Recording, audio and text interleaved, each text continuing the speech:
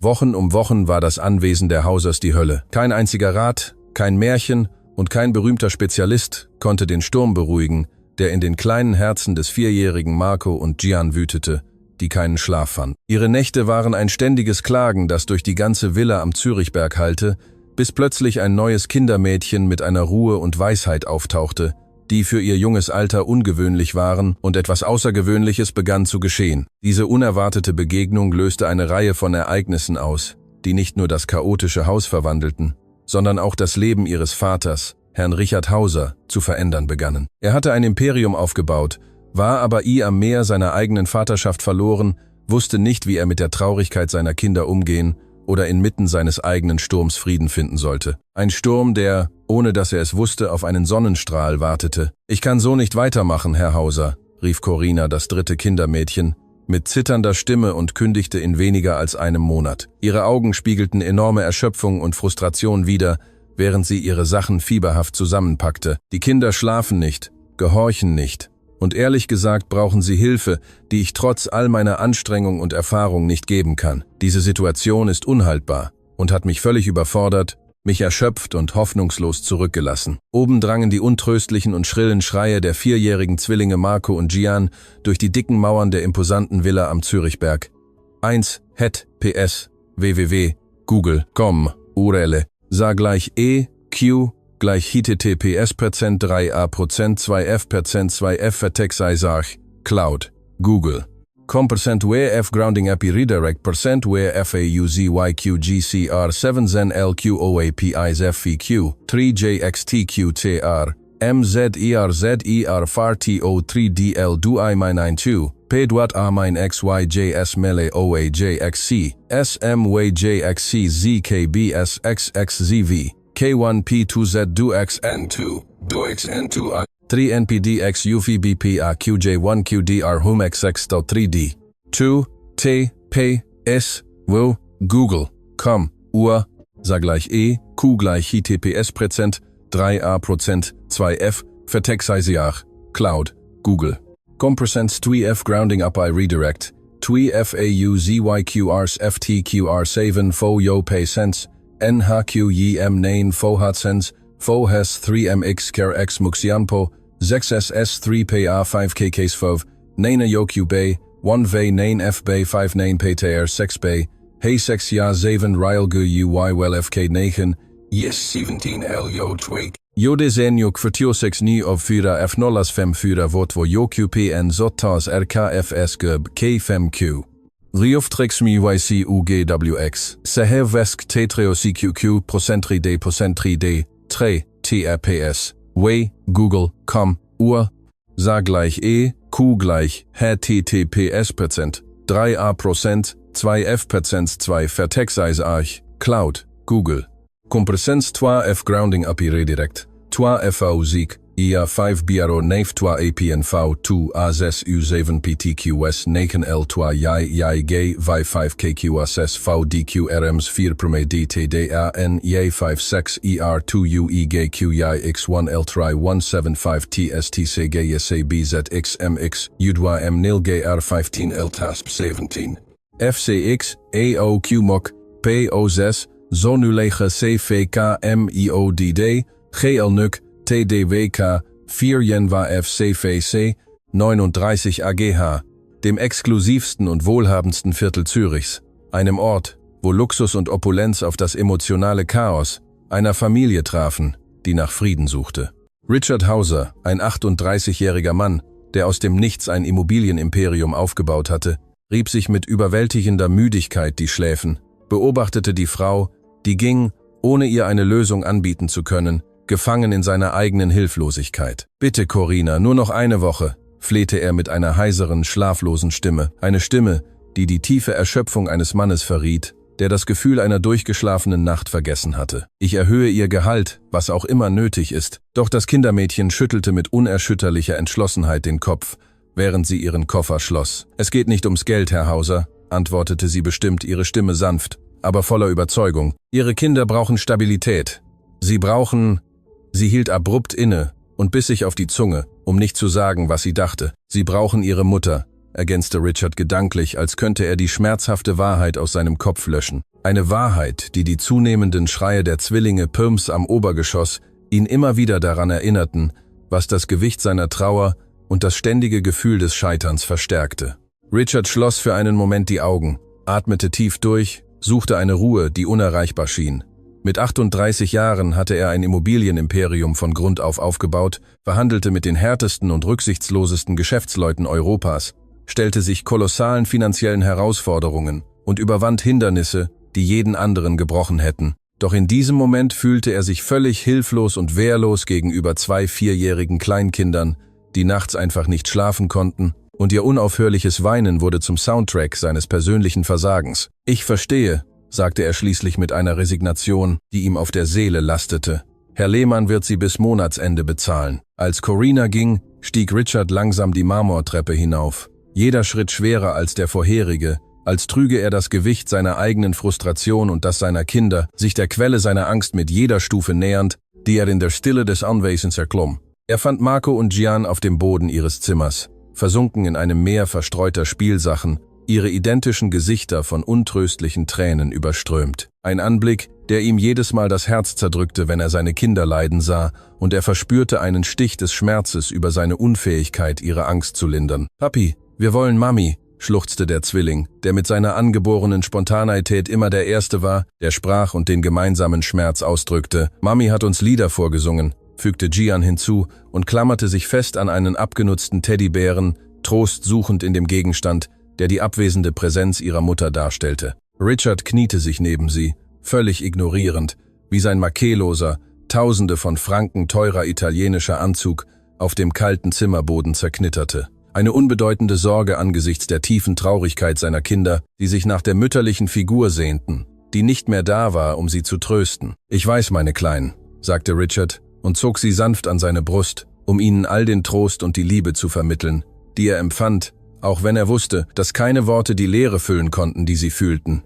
»Ich weiß«, in dieser Nacht, wie in allen vorherigen seit Monaten, verbrachte Richard endlose Stunden damit, die Zwillinge zum Schlafen zu bringen. Er las ihnen Geschichten vor, mit einer Stimme, die, obwohl er sich bemühte, die gewohnte Wärme von Wiegenliedern vermissen ließ, gewohnt, wie er es war, in der Geschäftswelt Befehle zu erteilen. Er legte sich sogar zwischen sie in das riesige Kinderbett, das speziell für die beiden entworfen worden war, in der Hoffnung, dass seine physische Präsenz ihnen Sicherheit geben würde. Aber nichts funktionierte, die Schlaflosigkeit blieb bestehen, und Richards Verzweiflung wuchs mit jeder Minute, ohne eine Lösung für die nächtliche Qual seiner Kinder und damit auch für seine eigene zu finden. Um 3 Uhr morgens, als sie sich schließlich der Erschöpfung hingaben und stille I am Kinderzimmer einkehrte, kehrte Richard mit dem Gesicht in den Händen in sein Arbeitszimmer zurück und fühlte sich völlig besiegt von seiner Unfähigkeit, ihnen den Frieden zu schenken, nachdem sie sich so sehnten. Er betrachtete das gerahmte Foto auf seinem Schreibtisch, ein Bild, das ihn schmerzlich an das erinnerte, was er verloren hatte,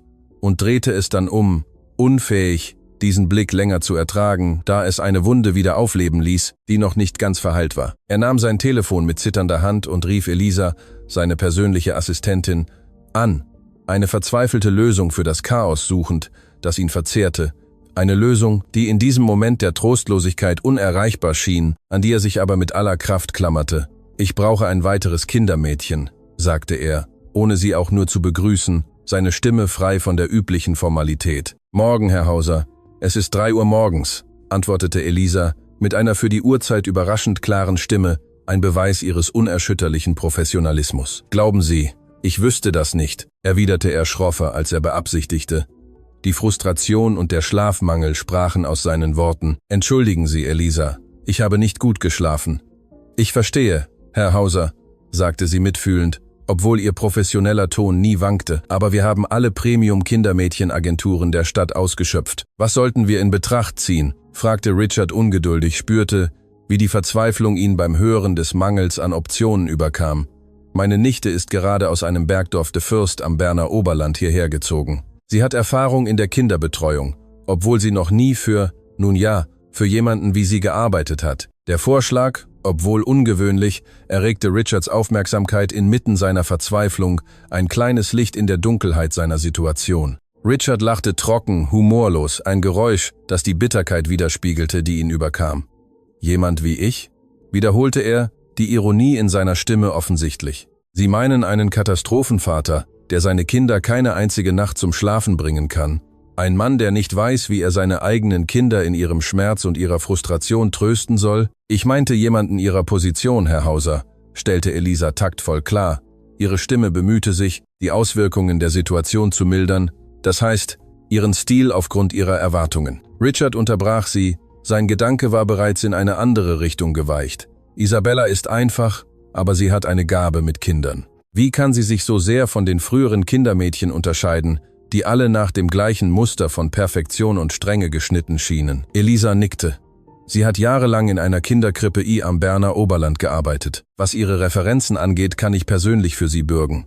Sie ist wie eine Tochter für mich und ich vertraue voll und ganz auf ihre Fähigkeiten und ihren Charakter. Sie hat Kinderpädagogik studiert, das Studium aber aus finanziellen Gründen nicht abgeschlossen, fuhr Elisa fort und lieferte weitere Details zur Ausbildung ihrer Nichte, um Richard von Isabellas Eignung zu überzeugen. Richard fuhr sich durch das Haar und zerzauste es noch mehr, während er die Informationen verarbeitete, die Elisa ihm gab. Unter anderen Umständen würde er niemals jemanden ohne einen makellosen Lebenslauf, unzählige ausführliche Vorstellungsgespräche und eine perfekte Geschichte beruflicher Referenzen einstellen. Doch er war so verzweifelt, so am Ende seiner Kräfte, dass jede Möglichkeit, so ungewöhnlich sie auch sein mochte, sich als Hoffnungsschimmer inmitten seines Chaos darbot. »Bringen Sie sie morgen früh«, gab er schließlich nach, die Resignation in seiner Stimme, um Punkt 8 Uhr morgens, keine Minute später. Der Gedanke an einen Neuanfang, so zerbrechlich er auch erscheinen mochte, war das Einzige, was ihn in diesem Moment tiefer Verletzlichkeit über Wasser hielt.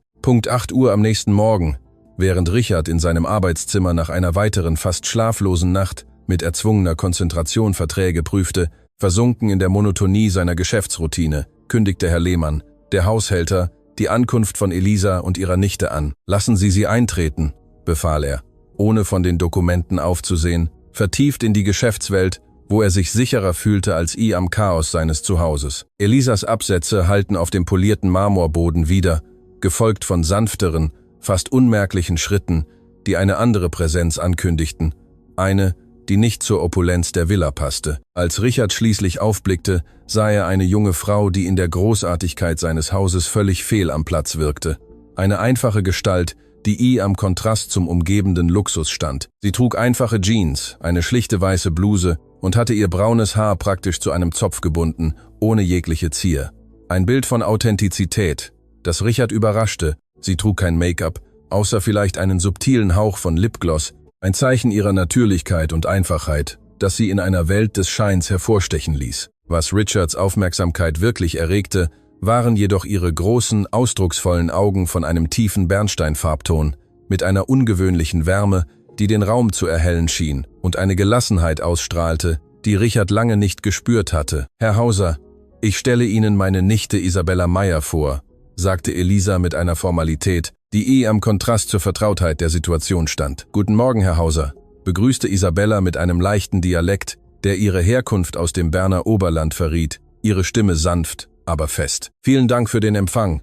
Es ist mir eine Freude, Sie kennenzulernen.« Richard stand von seinem Platz auf und streckte mechanisch die Hand aus, überrascht von der Festigkeit von Isabellas Händedruck, eine Geste, die eine unerwartete Sicherheit in ihrer Jugend offenbarte.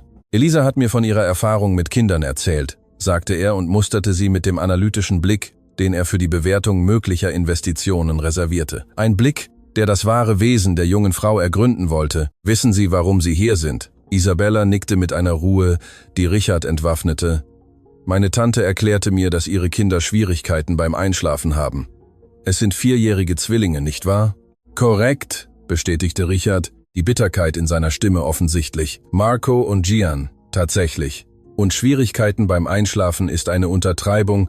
Sie haben seit Monaten keine Nacht durchgeschlafen, was bedeutet, dass ich auch keinen Schlaf finde. Sie haben vor ihnen 3 professionelle Kindermädchen vergrault, was das Ausmaß des Problems zeigt.« Richard erwartete Besorgnis oder Nervosität in Isabellas Gesicht zu sehen, die typische Reaktion von jedem, der sich einer Herausforderung dieser Größenordnung stellte.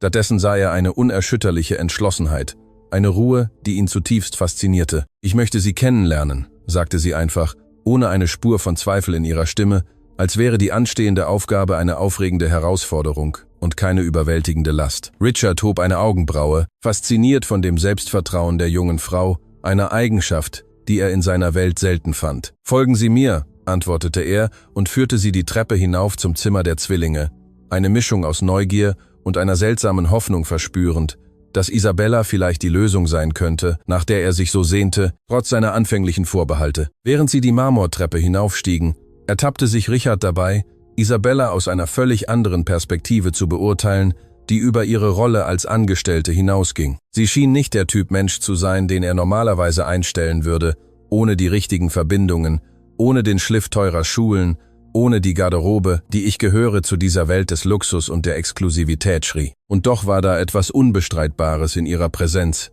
etwas, das seltsam tröstlich wirkte. Eine Authentizität, die am Kontrast zur Künstlichkeit stand, die ihn umgab, eine Authentizität, die ihn auf unerklärliche Weise anzog. Bevor er die Tür zum Zimmer der Zwillinge öffnete, hielt Richard sie mit einer Geste an, da er das Bedürfnis verspürte, sie vor dem Chaos zu warnen, das sie auf der anderen Seite erwartete. »Ich muss Sie warnen«, sagte er mit ernster Stimme. »Sie haben einen Ihrer schwierigen Morgen.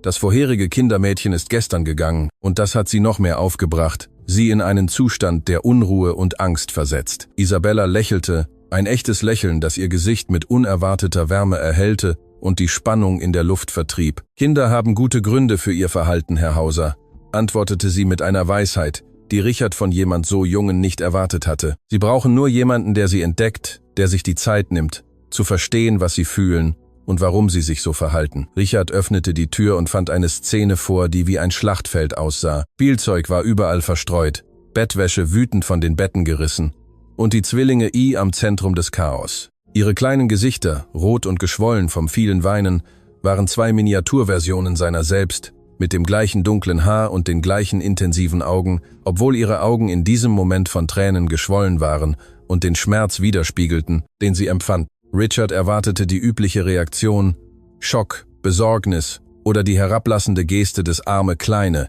die er von den früheren Kindermädchen gewohnt war. Aber Isabella tat etwas völlig Unerwartetes, etwas, das ihn überraschte und sprachlos machte. Sie setzte sich genau dort auf den Boden, verschränkte die Beine mit erstaunlicher Natürlichkeit, als wäre es das Normalste der Welt, sich inmitten des Chaos zu befinden. »Hallo«, sagte sie sanft. Ihre Stimme war süß und beruhigend, frei von jedem autoritären Ton. »Ich heiße Isabella. Ich liebe Züge. Mögt ihr Züge?« Die Zwillinge, überrascht von dieser seltsamen Erwachsenen, die sich ihnen auf dem Boden angeschlossen hatte, anstatt zu versuchen, sie hochzuheben oder zu schimpfen, unterbrachen ihr Schluchzen für einen Moment, ihre Augen voller Neugier auf das Neue. »Wir haben einen großen Zug«, sagte Gian nach einem Moment der Stille und zeigte auf eine Ecke, wo ein aufwendiger Spielzeugeisenbahnparcours lag, eine Kreation, die ihre innere Welt widerspiegelte. »Wirklich?«, antwortete Isabella mit echtem Interesse, ihre Stimme voller Begeisterung. »Würdet ihr mir zeigen, wie er funktioniert? Ich würde gerne etwas über eure Eisenbahnwelt erfahren.« Zu Richards Erstaunen stand Marco, der impulsivere Zwilling, auf und nahm Isabellas Hand, führte sie mit einem Vertrauen zum Zug, das er noch nie zuvor einem Kindermädchen gezeigt hatte. Gian folgte ihm schnell, angezogen von Isabellas Neugier und Sanftheit. Innerhalb weniger Minuten saßen die drei um den Parcours, wobei Isabella detaillierte Fragen zu jedem Wagen, jedem Miniaturgebäude und jedem kleinen Detail der Eisenbahnwelt stellte, die die Zwillinge mit solcher Sorgfalt gebaut hatten, und zeigte ein echtes Interesse, das sie völlig fesselte. Richard blieb unbeweglich in der Tür stehen und beobachtete die Szene mit einer Mischung aus Verwirrung und etwas anderem, etwas, das er nicht benennen konnte, einer Emotion, die ihn völlig verwirrte. Das Schluchzen hatte völlig aufgehört, ersetzt durch begeisterte Erklärungen und gelegentlich kristallklares Lachen, ein Geräusch, das Richard seit Monaten nicht gehört hatte. Isabella blickte auf und begegnete Richards Blick, und für einen Moment geschah etwas zwischen ihnen, eine stumme Anerkennung, eine unerklärliche Verbindung, die über Worte und Umstände hinausging. »Uns geht es gut, Herr Hauser«, sagte sie mit einer Sanftheit, die Richard entwaffnete. »Sie können uns allein lassen. Sie haben Arbeit zu erledigen. Machen Sie sich keine Sorgen um uns.« Sie war eine Unbekannte, eine junge Frau aus einem Bergdorf ohne beeindruckende Referenzen oder die Unterstützung eines anerkannten Rufs in der High Society. Und doch ertappte sich Richard nickend, ihr instinktiv vertrauend, als würde eine unsichtbare Kraft ihn dazu antreiben. »Ich überlasse sie Ihnen«, antwortete er, überrascht von der plötzlichen Leichtigkeit, die er in seiner Brust verspürte, als wäre ein unsichtbares Gewicht von seinen Schultern genommen worden. »Ich bin in meinem Arbeitszimmer, wenn Sie mich brauchen.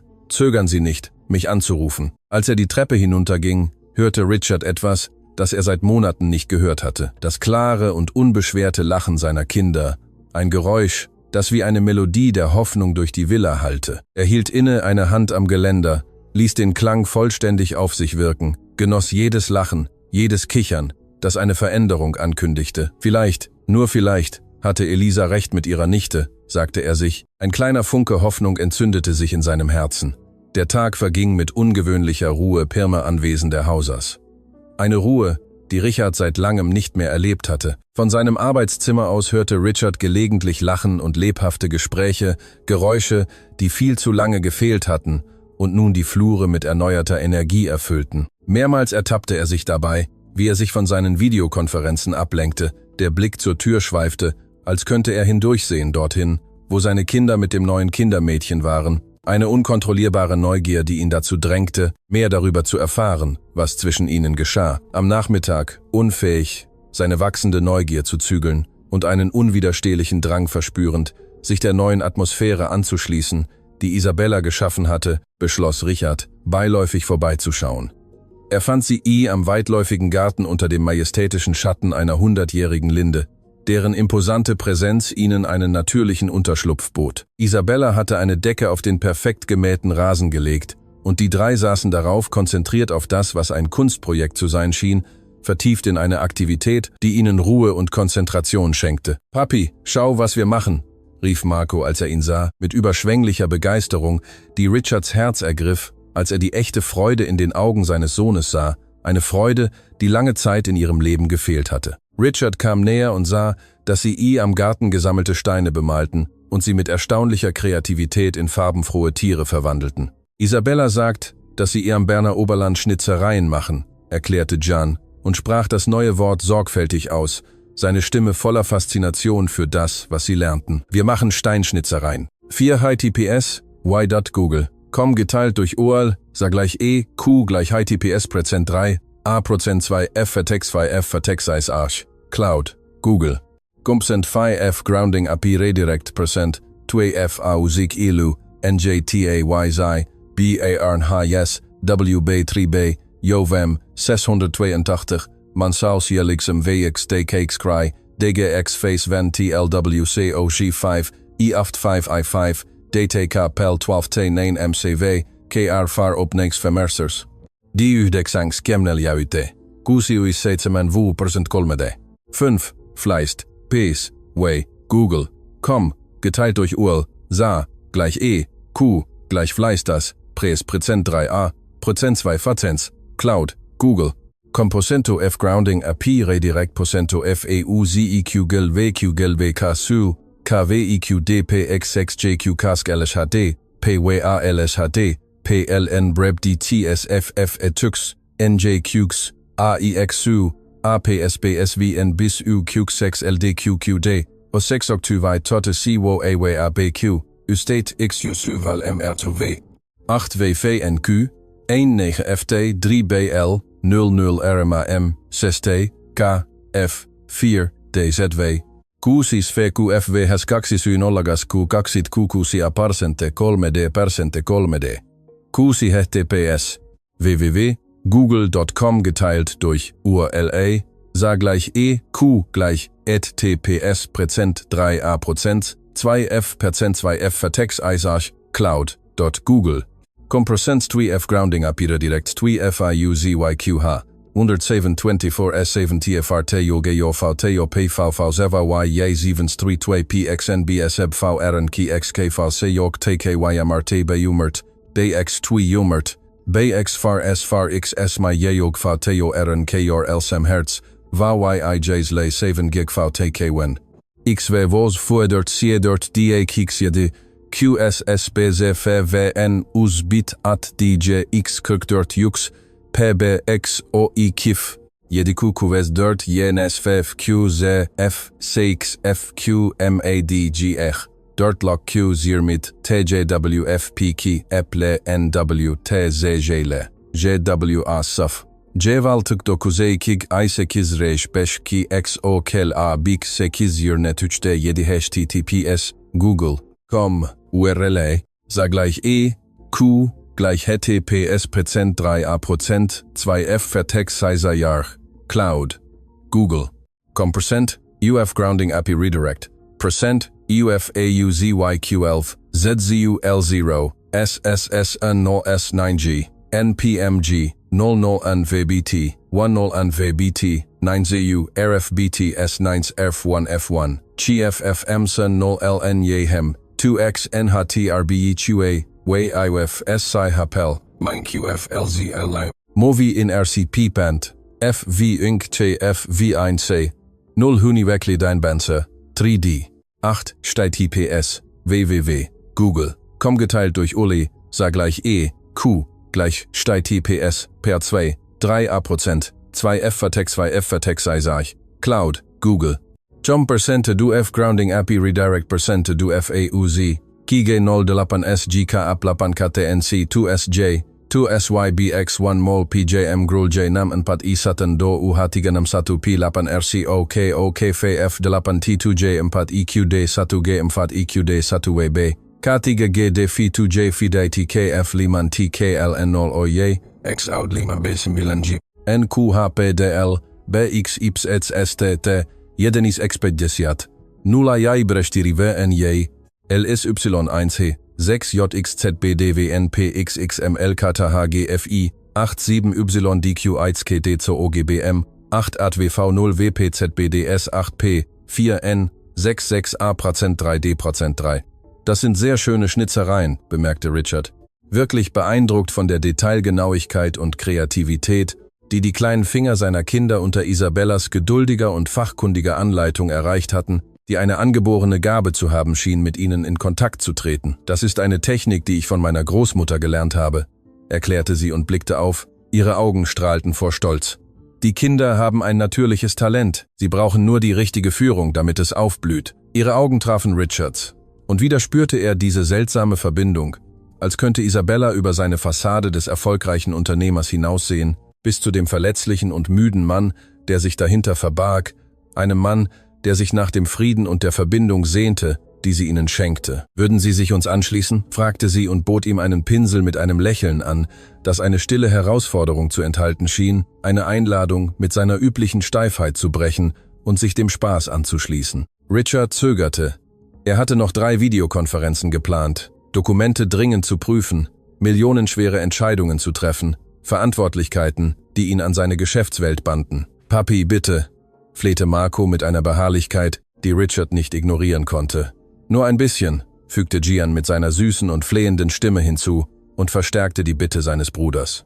Richard überraschte sich selbst, als er den Hemdsärmel aufknöpfte und sich auf die Decke setzte, der Versuchung nachgebend, sich der Aktivität anzuschließen. »Nur ein bisschen«, gab er zu und nahm den Pinsel, den Isabella ihm reichte. Ihre Finger berührten sich kurz in einem Kontakt, der ihm eine unerwartete Verbindung spüren ließ. Ein Funke von etwas Neuem, das zwischen ihnen zu erblühen begann. Das bisschen wurde zu einer Stunde, in der Richard Hauser, der gefürchtete Immobilienhai der Schweiz, seine Geschäfte und Verantwortlichkeiten völlig vergaß und völlig in die spielerische Aktivität eintauchte. Er bemalte ungeschickt einen steinernen Steinbock, seine Konzentration galt der Aufgabe des Schaffens, auch wenn das Ergebnis unvollkommen war. Das Lachen seiner Kinder, kristallklar und voller Freude, als sie sein Werk mit ihren merklich besseren verglichen, war das schönste Geräusch, das er seit Monaten gehört hatte, ein Balsam für seine geplagte Seele. Als er sich schließlich an seine Verpflichtungen erinnerte und aufstand, um in sein Arbeitszimmer zurückzukehren, fühlte er sich unerklärlich leicht, als hätte er ein unsichtbares Gewicht auf dieser Decke I am Garten gelassen. Ein Gewicht, das ihn lange bedrückt hatte. »Danke«, sagte er zu Isabella mit einer Aufrichtigkeit, die ihn überraschte, einer echten Dankbarkeit, die aus tiefstem Herzen kam. Ich habe sie lange nicht so gesehen, so glücklich und entspannt. Sie nickte einfach, als verstünde sie die Tragweite dessen, was sie erreicht hatte. Ihr Blick vermittelte eine Ruhe und Weisheit, die Richard zutiefst zu schätzen begann. »Die eigentliche Probe wird heute Nacht sein«, antwortete sie pragmatisch, ihre Stimme sanft, aber fest. »Der Schlaf ist heilig, sowohl für Sie als auch für Sie, Herr Hauser.« Das Abendessen verlief mit der gleichen ungewöhnlichen Ruhe, die den Tag in der Villa durchdrungen hatte. Die Zwillinge, normalerweise unruhig und widerwillig am riesigen Esstisch, aßen ohne zu protestieren und erzählten ihrem Vater sogar lebhaft, was sie den ganzen Tag mit Isabella gemacht hatten, ihre Stimmen voller Begeisterung und Freude, ein überraschender Kontrast zur Stille, die normalerweise am Tisch herrschte. Isabella hatte sich entschuldigt, mit dem Personal in der Küche zu speisen, trotz Richards Einladung, sich ihnen am Esszimmer anzuschließen. Es ist besser, von Anfang an klare Grenzen zu setzen, hatte sie sanft erklärt, ihre Stimme fest, aber respektvoll. Für die Kinder ist es wichtig, meine Rolle und die der Familie zu verstehen. Als es Schlafenszeit war, stieg Richard mit einer Mischung aus Hoffnung und Skepsis zum Zimmer der Zwillinge hinauf, erinnerte sich an die letzten Wochen nächtlicher Kämpfe. Die letzten Wochen waren jede Nacht ein ständiger Kampf gewesen mit untröstlichen Tränen, verzweifelten Bitten und schließlich völliger Erschöpfung, die kaum ein paar Stunden unruhigen Schlaf zuließ und alle in einen Kreislauf aus Müdigkeit und Frustration stürzte. Er fand Isabella ruhig zwischen den beiden Betten sitzend, eine Geschichte mit melodischer, einhüllender Stimme lesend, die einen Zauber der Ruhe ihr am Raum zu wirken schien. Die Zwillinge, bereits am Pyjama und mit geputzten Zähnen, ein Wunder an sich.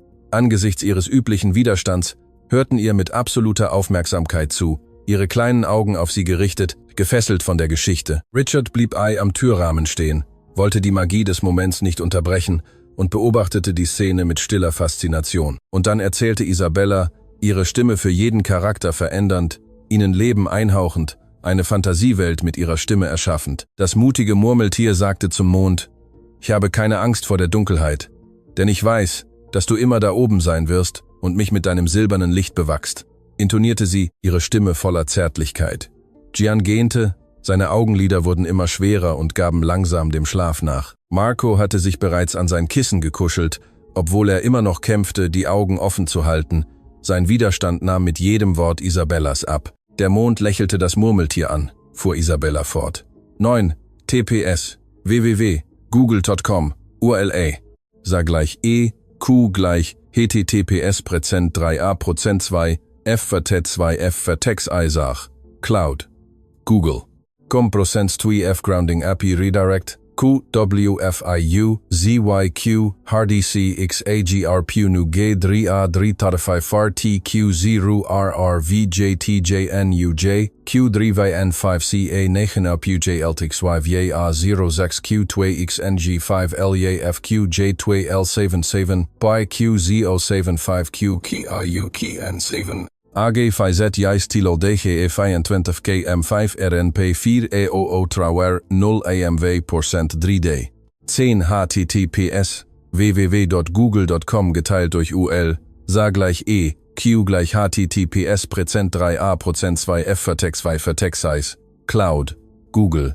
Chompersene 2 F Grounding API Redirect Proton 2 FA U Z YQE 7B 4TL Semdilan FFB Lima 2 Q etenam, Lapan RX Twex, Tilaim O, XVAW, Miki Lima F7 Cup 9 IJ, Namgri LDW PLI, Cup, CNZFT Lu EOJFT Lime M, K, Lapan OTS Setu PS1S, QSA 6, Your J17 XCQ Grai VG 17 Exoteki 17 Exoteki LND PLB, IVLV Regi, 5 Chip 4, 1 OS, NYSVEO, 9 Goed, Jode M. Fjutke, 5 1 WQG, Procent 3D, Procent 3D, 11 LF, TPS, www.google.com, URL, sah gleich Q gleich ETTPS Prozent 3a Prozent 2 F Prozent 2 F vertex Isach, Cloud, Google, Prozent 2 F Grounding, API, Redirect Prozent 2 FIU ZYQF2 VC VC Gorhali du Mix 0, ZNPU Ponze Zodia Zen, PKB, 7, 7 CLZM 3KB, PT, 23 ZVD, 6 I2 SCAT, 7M, 0 BUSTMU, 4 EWPTXTX9, XET, 8, BVVKXDRNZ. Venondo Kuzk, K, V, K, Me, V, Proze, Tuch D, 12, HTTPS, www.google.com geteilt durch URL, sah gleich Q gleich HTTPS Prozent 3a Prozent 2 F vertex Arch, Cloud, Google. Prozent VF Grounding API Redirect, Prozent VF OZQG CGG Dr. Christian CK, 6 devetko govez VFDFDL7 Kast VSX IMC Tritem Quen Nichan Devet ZRGGZK P9 Weiset Gidevetuch Jamskod, Peter de vet fire b dak heilenich erfen nich pt avebik pv hat zeg seti vet nula dgd ofsk papsug 0454 70 pfrem 2 klkü 1 va Prozent 3D. Ihre Stimme war nun ein melodisches Flüstern, fast ein Wiegenlied, und umhüllte es mit einer sanften Umarmung aus Licht, wie einer glänzenden Decke, die es bis zum Morgengrauen schützen würde. Richard hielt den Atem an, während er etwas bezeugte, das unmöglich schien. Seine Kinder, seine unruhigen und schlaflosen Zwillinge, gaben friedlich dem Schlaf nach, ohne Tränen, ohne Kampf. Nur der natürliche Rhythmus kindlicher Müdigkeit, nach einem Tag voller Aktivitäten, einem Tag, der von Isabella mit Meisterschaft und Geduld orchestriert worden war. Isabella setzte die Geschichte noch ein paar Minuten fort und stellte sicher, dass beide tief schliefen, in die Welt der Träume versunken, bevor sie das Buch sanft schloss. Dann, mit zarten und präzisen Bewegungen, legte sie die Decken um jedes Kind, hüllte sie in eine Umarmung aus Stoff und stand geräuschlos auf, darauf bedacht, ihren Schlaf nicht zu stören. Erst dann bemerkte sie Richard in der Tür, der sie am Halbdunkel beobachtet hatte. Sie tauschten am schwachen Licht der Nachtlampe einen Blick aus. Ein Blick, der keine Worte brauchte, ein stilles Verständnis, das ihre Seelen verband. Richard spürte eine intensive Emotion, die er nicht benennen konnte, einen Kloß am Hals, der ihn am Sprechen hinderte, eine Mischung aus Erleichterung, Dankbarkeit und etwas Tieferem, das er sich nicht zu erkennen wagte. Mit einer Geste lud er Isabella ein, das Zimmer zu verlassen, und ging mit ihr den Flur entlang. »Wie? Wie haben Sie das gemacht?« fragte seine Stimme ein erstauntes Flüstern, immer noch das Wunder verarbeitend, das er erlebt hatte. Isabella lächelte, ein müdes, aber zutiefst zufriedenes Lächeln, das ihr Gesicht erhellte. »Ich habe Sie müde gemacht«, antwortete sie einfach. Ihre Stimme war sanft und klar. Sie mussten diese angesammelte Energie, diese Angst, die sie überkam, abbauen. Kinder drücken mit ihrem Körper aus, was sie nicht in Worte fassen können, was sie bedrängt und wach hält. 3 professionelle Kindermädchen konnten das nicht erreichen, murmelte Richard und blickte durch die angelehnte Tür, wo seine Kinder friedlich schliefen. Ein Zeugnis der Unfähigkeit anderer und Isabellas angeborener Fähigkeit. Vielleicht, weil sie zu sehr damit beschäftigt waren, professionell zu sein, schlug Isabella vor, keine Bosheit in ihrem Ton. Manchmal brauchen Kinder Einfachheit. Sie müssen sich sicher und geliebt fühlen, nicht perfekt. Richard beobachtete sie am schwachen Licht des Flurs. Ohne den Filter ständiger Sorge, der seine Sicht getrübt hatte, konnte er sie zum ersten Mal wirklich schätzen, über ihre Rolle und Herkunft hinaussehen. Sie war nicht konventionell schön, nach den Maßstäben der Frauen, mit denen er sonst verkehrte, Frauen der High Society, die sich um Image und Perfektion sorgten. Doch es war etwas Strahlendes an ihr, eine Authentizität und Reinheit, die attraktiver waren als jede künstliche Perfektion, eine Schönheit, die in ihrem Wesen lag. »Sie bleiben doch, oder?« fragte er, überrascht von der Verletzlichkeit in seiner eigenen Stimme.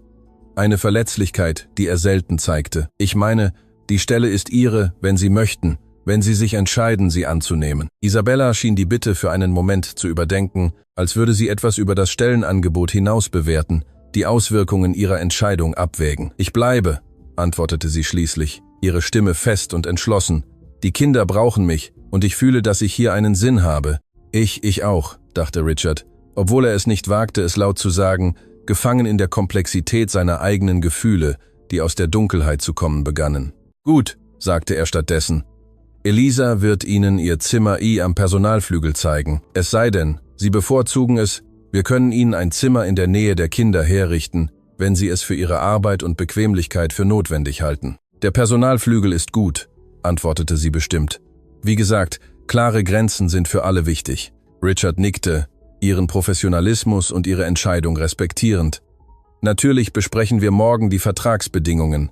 Gehalt, freie Tage, Leistungen, alles, was Sie brauchen.« Isabella stoppte ihn mit einer sanften Geste, einer zarten, aber bedeutungsvollen Unterbrechung. »Herr Hauser, es war ein langer Tag für uns alle«, sagte sie mit sanfter, aber überzeugender Stimme. »Vielleicht sollten auch Sie sich ausruhen. Nutzen wir die Zeit, da die Kinder schlafen. Es ist ein Moment des Friedens, den wir schätzen sollten.« Es lag eine Sanftheit in ihrem Tadel, die selbst den härtesten und erfahrensten Verhandler entwaffnet hätte. Eine Eigenschaft, die Richard in ihr zutiefst zu schätzen begann. Richard ertappte sich lächelnd, ein echtes Lächeln, das lange nicht auf seinem Gesicht erschienen war. Ein Lächeln, das den Frieden widerspiegelte, den Isabella in sein Leben gebracht hatte. »Sie haben recht«, sagte er, die Aufrichtigkeit in seiner Stimme. »Gute Nacht, Isabella. Danke für alles. »Gute Nacht, Herr Hauser«, antwortete sie, ihre Stimme sanft, wie das Murmeln einer Brise.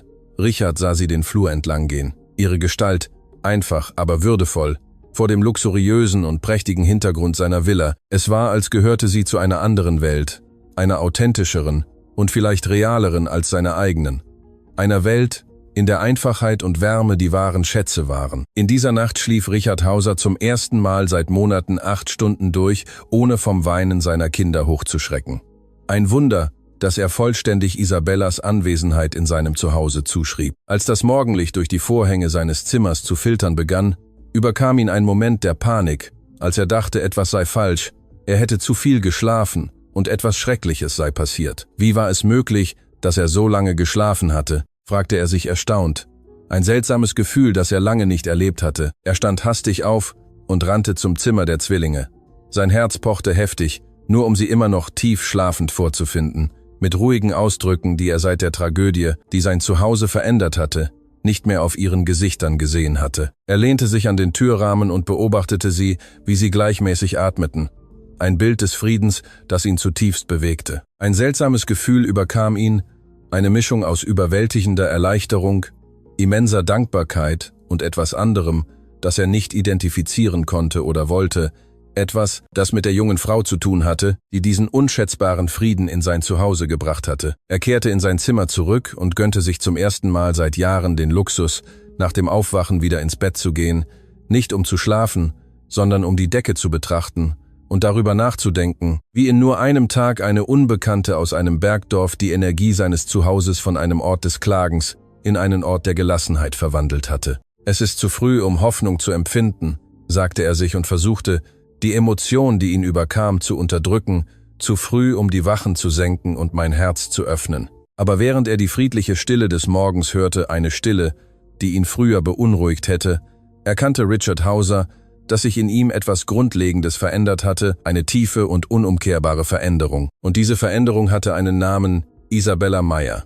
Die Frau, die gekommen war, um die Wunden seiner Familie zu heilen und unwissentlich seine eigenen. Die folgenden Wochen brachten eine allmähliche, aber unbestreitbare Veränderung in die Villa der Hausers. Die Zwillinge blühten unter Isabellas aufmerksamer und liebevoller Fürsorge auf und entwickelten gesunde Routinen, die nicht nur das Durchschlafen ohne Unterbrechungen umfassten, sondern auch regelmäßige Zeiten zum Essen, Spielen und Lernen, Aktivitäten, die früher ein ständiger Kampf waren. Das Haus, das früher ein angespannter Raum voller Weinen und Frustration war, hallte nun von Kinderlachen, lebhaften Gesprächen und einer lebendigen Energie wieder, die lange Zeit gefehlt hatte und nun jede Ecke mit Leben und Freude erfüllte. Für Richard war die bedeutendste Veränderung, seine eigenen Kinder wieder zu entdecken. Mit ausreichend Schlaf war sein Geist klarer, seine Geduld wiederhergestellt und seine Fähigkeit, die Zeit mit ihnen zu genießen, war zurückgekehrt. Er begann, an einigen Nachmittagen früher von der Arbeit zu kommen, etwas, das Monate zuvor undenkbar gewesen wäre, angezogen von der positiven und bereichernden Dynamik, die Isabella mit Marco und Gian geschaffen hatte. Eines Freitagnachmittags kehrte Richard nach Hause zurück und fand die Haupthalle voller scheinbar improvisierter Zelte aus Laken und Kissen vor. Ein Anblick, der ihn überraschte und mit Neugier erfüllte. »Was ist das?« fragte er Herrn Lehmann, der mit seiner gewohnten stillen Effizienz auftauchte, immer diskret und aufmerksam. »Fräulein Isabella hat eine Expedition organisiert, Herr Hauser«, erklärte der Haushälter mit einem leichten Lächeln, das seine übliche Gelassenheit verriet, ein Zeichen dafür, dass sich die Atmosphäre in der Villa merklich verändert hatte. Die jungen Herren erkunden angeblich den Amazonas-Dschungel und sind sehr begeistert von dem Abenteuer. Richard legte seinen Aktenkoffer ab und lockerte seine Krawatte, fasziniert von der Szene, die sich vor seinen Augen abspielte. Den Geräuschen von Lachen und fiktiven Tierbrüllen folgend, die aus dem Salon drangen, fand er Isabella und die Zwillinge am Hauptsalon, der nun dank strategisch umgestellter Zimmerpflanzen, Tierzeichnungen an den Wänden und einem scheinbar aus blauem Zellophan gefertigten Wasserfall in einer Ecke in eine Dschungellandschaft verwandelt war, die eine immersive und fantasievolle Atmosphäre schuf. »Papa«, rief Gian, als er ihn sah, seine Augen leuchteten vor Aufregung. »Wir sind am Dschungel. Ich bin ein Jaguar«, brüllte Marco und sprang mit einer bemalten Pappmaske hinter einem Sofa hervor, ganz in seiner Rolle als Raubtier vertieft. Isabella, kniend neben dem, was wie ein Basislager aus Kissen und Decken aussah, begrüßte ihn mit einem leicht verlegenen Lächeln, als würde sie sich für das organisierte Chaos entschuldigen. »Entschuldigen Sie die Unordnung, Herr Hauser«, sagte Isabella, obwohl ihre Augen vor Freude strahlten. »Ich verspreche, dass alles vor dem Abendessen wieder an seinem Platz sein wird.« »Entschuldigen Sie sich nicht«, antwortete er, überrascht von der Spontaneität seiner Worte. »Es ist wunderbar, ändern Sie nichts.« Und es war, seine Kinder so engagiert, so glücklich, so vertieft in ihre Fantasiewelt zu sehen, war mehr wert als jede makellose Dekoration oder jede künstliche Ordnung, die er hätte auferlegen können. »Komm mit uns auf Expedition, Papa«, flehte Marco und zog ihn hartnäckig an der Hand. »Wir brauchen einen mutigen Entdecker, der uns bei diesem Abenteuer begleitet.« Früher hätte Richard eine elegante Ausrede gefunden. Er hätte versprochen, später dazu zu kommen, wissend, dass er es nie tun würde, und wäre in sein Arbeitszimmer zurückgekehrt, zu seinen E-Mails, in seine Erwachsenenwelt, wo er die volle Kontrolle hatte. Aber etwas hatte sich in ihm verändert, etwas Tiefes und Unumkehrbares. »Gib mir 5 Minuten zum Umziehen«, antwortete er, überraschte damit sowohl die Kinder als auch Isabella, die ihn erstaunt ansahen. »Ein Entdecker kann doch nicht am Anzug und mit Krawatte in den Dschungel, oder?« Isabellas Augen leuchteten mit etwas, das Zustimmung zu sein schien. Ein Blick, den Richard noch nie zuvor bei ihr gesehen hatte. Und aus irgendeinem Grund bereitete ihm dieser Blick eine unerklärliche Befriedigung, eine Wärme, die sich in seiner Brust ausbreitete, als er mit Jeans und einem lässigen T-Shirt zurückkam, Kleidung, die er fast nie trug und die ihn entspannter und authentischer fühlen ließ. Die Zwillinge empfingen ihn mit Freudenschreien und sprangen mit überschwänglicher Begeisterung um ihn herum. Isabella reichte ihm einen aus Zeitungspapier gefertigten Entdeckerhut, ein Detail, das ihn lächeln ließ. »Willkommen auf der Expedition, Herr Hauser«, sagte sie mit einem formellen Ton, der komisch mit der Situation kontrastierte und einen Moment der Leichtigkeit und des Vergnügens schuf. »Wir sind kurz davor, eine unbekannte Schmetterlingsart zu entdecken. Also machen Sie sich bereit für das Abenteuer.« In der folgenden Stunde kroch Richard Hauser, der Mann, dessen Konkurrenten in den Vorstandsetagen allein bei seiner Anwesenheit zitterten, unter Tischen hindurch, versteckte sich hinter Vorhängen und brüllte wie ein Jaguar, seine Jungen durch den Dschungel seines eigenen Wohnzimmers jagend. Als sie schließlich den Schmetterling, einen schönen, von Isabella handbemalten Papierschnitt gefangen hatten, ließ er sich außer Atem, aber seltsam glücklich, neben die Kinder auf den Boden fallen. Eine echte Freude, die er lange nicht gespürt hatte. »Du kannst sehr gut brüllen, Papa«, bemerkte Gian mit professioneller Ernsthaftigkeit, beeindruckt von seiner Leistung. »Der beste Jaguar«, stimmte Marco zu und verstärkte das Kompliment. Isabella beobachtete sie von der Seite mit einem Lächeln, das sie zu unterdrücken versuchte, das sich aber in ihren Augen ausbreitete, ein Ausdruck von Zärtlichkeit und Bewunderung. Als sich ihre Blicke trafen, spürte Richard eine Verbindung, die weit über den bloßen Dank für die gute Betreuung seiner Kinder hinausging. Eine Verbindung, die begann, die beruflichen Grenzen zu überschreiten. »Begleitest du uns zum Abendessen?«, fragte er impulsiv, einen unkontrollierbaren Wunsch verspürend, den Moment zu verlängern. Isabella schien überrascht. »Abendessen? Ich esse normalerweise mit dem Personal.« »Bitte«, drängten die Zwillinge unisono, als hätten sie die Bitte einstudiert. Ein Chor kindlicher Stimmen, die nicht ignoriert werden konnten. Etwas in Isabellas Ausdruck veränderte sich. Eine flüchtige Verletzlichkeit, die Richard noch nie bei ihr gesehen hatte, ein Riss in ihrer Rüstung des Professionalismus. »Wenn die Kinder darauf bestehen«, gab sie schließlich nach, ihre Stimme sanft und ein kleines Lächeln auf ihren Lippen. »Es wäre mir eine Freude.« An diesem Abend, während des Abendessens, beobachtete Richard Isabella, wie sie mit seinen Kindern interagierte. Ein Anblick, der ihn mit Erstaunen und Bewunderung erfüllte. Die Art, wie sie ihnen aufmerksam zuhörte, wie sie sanft dazu brachte, das richtige Besteck zu benutzen, ohne sie zu beschämen, wie sie jede kleine Lektion in ein lustiges und lehrreiches Spiel verwandelte. Es war nicht nur so, dass sie gut in ihrem Job war. Da war noch etwas anderes, eine Authentizität und Wärme, die er lange nicht bei den Menschen um sich herum gefunden hatte. Menschen, die sich oft mehr um den Schein als um echte Verbindung kümmerten. »Warum haben Sie sich entschieden, mit Kindern zu arbeiten?«, fragte er, als die Zwillinge mit dem Dessert abgelenkt waren. Eine Neugier, die am Laufe des Tages in ihm gewachsen war. Isabella überlegte einen Moment, wie sie es bei jeder Frage tat, was einen Respekt vor den Worten zeigte, der in Richards schnelllebiger Welt ungewöhnlich war. »Weil Kinder in der Gegenwart leben«, antwortete sie schließlich. Ihre Stimme war sanft, aber voller Bedeutung. »Sie haben keine versteckten Absichten, sie hegen keinen Groll. Wenn sie glücklich sind, zeigen sie es. Wenn sie traurig sind, auch. Es gibt eine Ehrlichkeit in ihnen, die…« Sie hielt inne, als fürchtete sie, zu viel gesagt zu haben, ließ den Satz in der Luft hängen. »Die in der Erwachsenenwelt fehlt?«, ergänzte Richard, genau verstehend, was sie meinte. Sie nickte. Eine stille Kommunikation ging zwischen ihnen hin und her, ein gegenseitiges Verständnis, das über Worte hinausging. »Und warum haben Sie Ihr Bergdorf verlassen?« fuhr er fort, aufrichtig an ihrer persönlichen Geschichte interessiert. Ein Schatten huschte kurz über Isabellas Gesicht, ein Hinweis auf Schmerz oder Bedauern, den Richard nicht übersehen konnte. »Manchmal müssen wir von Neuem anfangen«, antwortete sie. Ihr Ton zeigte deutlich, dass sie das Thema nicht vertiefen wollte. »Zürich bietet Möglichkeiten, die mein Dorf nicht hat. Und ich brauchte einen Tapetenwechsel, einen Neuanfang.« Richard erkannte die Grenzen und bestand nicht darauf, respektierte ihre Entscheidung, bestimmte Türen geschlossen zu halten. Es gab etwas in ihrer Vergangenheit, das Isabella noch nicht teilen wollte. Und er verstand mehr als jeder andere die Notwendigkeit, bestimmte Aspekte des Lebens privat zu halten, besonders wenn es um tiefe Wunden ging. Nach dem Abendessen, als die Zwillinge schlafbereit waren, nahm Richard zum ersten Mal an der abendlichen Routine teil, begierig darauf, Teil dieses besonderen Moments zu sein. Er beobachtete, wie Isabella eine Geschichte mit ihrer melodischen Stimme vorlas, ein sanftes Schweizer Wiegenlied sang 9 TPS, www.google.com, URL, sah gleich Q gleich TTPS Prozent 3a Prozent 2f Prozent 2f Vertexeisach, Cloud, Google. Compercents 2f Grounding API Redirect, 2f AUAZYQ HDCX, HDGR Punuge, 3A334 FRIT Q0A RVG TJNUI, Q3 5 CE 9 Hope JLTXYA, 0 SES KXCIXNGA 5 LYFQ FARAY, YFQ5 AL7, Pre-Q755 QK op 3 RPN Helfai 11. AG 5Z Jais, 0 DGE 21 GE, 5 RNP 4E Otrouw, 0 AMW % 3D.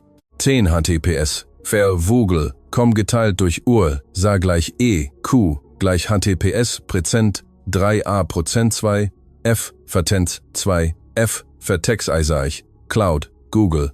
Chompers 2F Grounding API Redirect 2 VZIC, 1B4 TL9 FedB, Lima 2 Q6 Dolapan RXT Wex Tiga Lima Ox VMK, Lima F Tuja, Kapsum Dinai J6 GKG YXGN ZEF TLIU JF Tiga Lima Meke, Dolapan OTS 1PS 1PS 5A, IUAB FK Senmekor, Lima HCE Church, QSA Jade Fargo J17. IQ3VG VG J17 Exotet Key XOT LNDPLB LNDPLB IVLVG 5 GIP 4 ANOAS NWIS VO 9 Goed Jod M Futke 51 WQG % 3D % 3D 11 TPS www Google.com URL sah gleich EQ gleich HTTPS % 3a % 2f Vertexeisach Cloud Google Comprocent 2 F Grounding API, Redirect Procent 2, VZYQF 2 VC, G Gorha Leidu Mix 0, ZN Puponses OD Outcent PKB7 Sale ZM 3 KBP,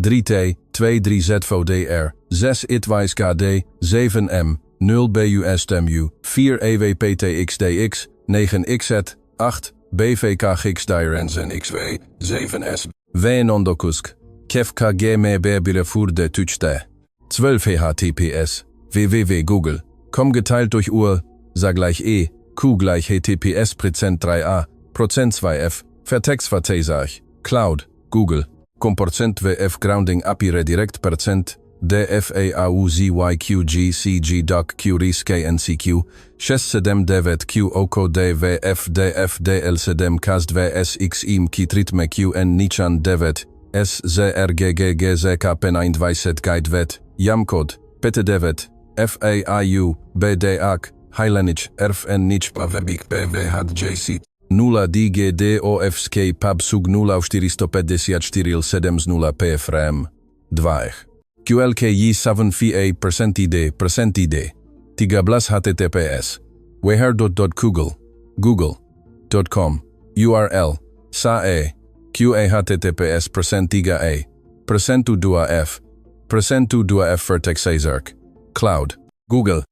Chompestu 2F Grounding API Redirect % VZYQG, P Saturn LRWXOC2K, Saturn 09 DWMSGJQI 01 UMJ Duka UGZ Ford GPG, QA 0J0D NAM ZQGIYTI Chedo, Z1 HPRQ 1 N2 L02G L02Q Lima O Samsum QA NF2M, AB 4 Teja A9E 07 AF UV 4Q % 3D % 3D und schließlich jedes Kind mit einer Geste segnete, die teils Tradition und teils persönliches Ritual zu sein schien, ein kleines Kreuz auf der Stirn, gefolgt von einem sanften Kuss auf jede Wange. Um die bösen Träume zu vertreiben, erklärte sie flüsternd, als die Kinder bereits tief schliefen, und enthüllte die Bedeutung des Rituals. Meine Großmutter hat das bei mir gemacht, als ich klein war. Sie verließen gemeinsam das Zimmer und gingen in einer angenehmen Stille den schwach beleuchteten Flur entlang. Eine Stille, die nicht unangenehm, sondern beruhigend war. »Danke«, sagte Richard schließlich, seine Stimme voller Emotion. »Nicht nur dafür, dass Sie schlafen, sondern für alles, was Sie in unser Leben gebracht haben.« Isabella sah ihn mit einer Intensität an, die ihn verwirrte, ein Blick, der seine Seele zu durchdringen schien. »Es sind wunderbare Kinder, Herr Hauser«, sagte sie mit sanfter, aber fester Stimme.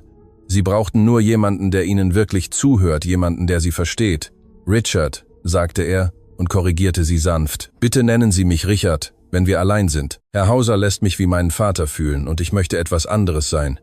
Ich möchte eine neue Beziehung zu Ihnen aufbauen.« Sie schien die Bitte für einen Moment zu überdenken und wägte die Implikationen dieser kleinen Vertraulichkeit ab, ein Zeichen des Vertrauens, das zwischen ihnen zu erblühen begann. »Richard«, sagte sie schließlich, und der Klang seines Namens auf Isabellas Lippen erzeugte in ihm eine unerklärliche Reaktion, eine Wärme, die sich von seiner Brust ausbreitete, ein Gefühl, das ihn lebendiger fühlen ließ als je zuvor. »Isabella«, antwortete er, als besiegelte er einen stillen Pakt, ein implizites Versprechen einer tieferen Verbindung.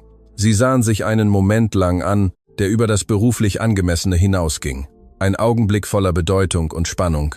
Richard hatte den plötzlichen Impuls, näher zu kommen, diese sorgfältig aufrechterhaltene Distanz zwischen ihnen zu durchbrechen, die Barriere zu verkürzen, die ihn noch trennte, aber Isabella trat fast unmerklich einen Schritt zurück und bewahrte die Formalität, die sie auszeichnete. »Ich sollte mich ausruhen«, sagte sie.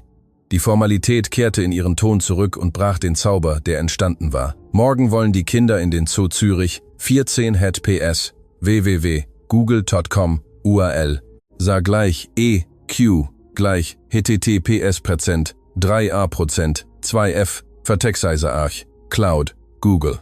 Komprosent 2f Grounding API Redirect Present 2 Ausi QFE KNSXO JG6 Pikrot Jotro Winyo Rufemai FRD Walk Doft FADV Zenio QQ Nyreng Tior BFM Tank KUFST KUPZG Zniok Shutri Evevet XRXIB XRXY Cool Sex Wave MIX Tail Puxich 4 FV728 RWWG Kles Elimoko 5. Hit PS, T wie Google, Tom, Uhr, sah gleich E, Q gleich, HTTPS, PS Prozent 3a Prozent 2f, Vertextizer Arch, Cloud, Google.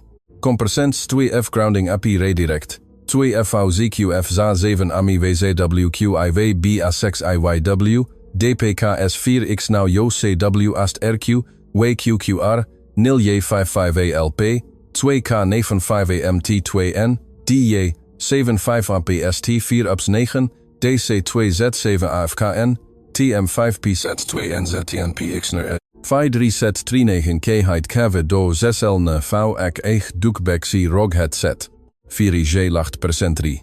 16. HTTPS, Vogel, kom gedeeld door URL. Size gelijk aan E.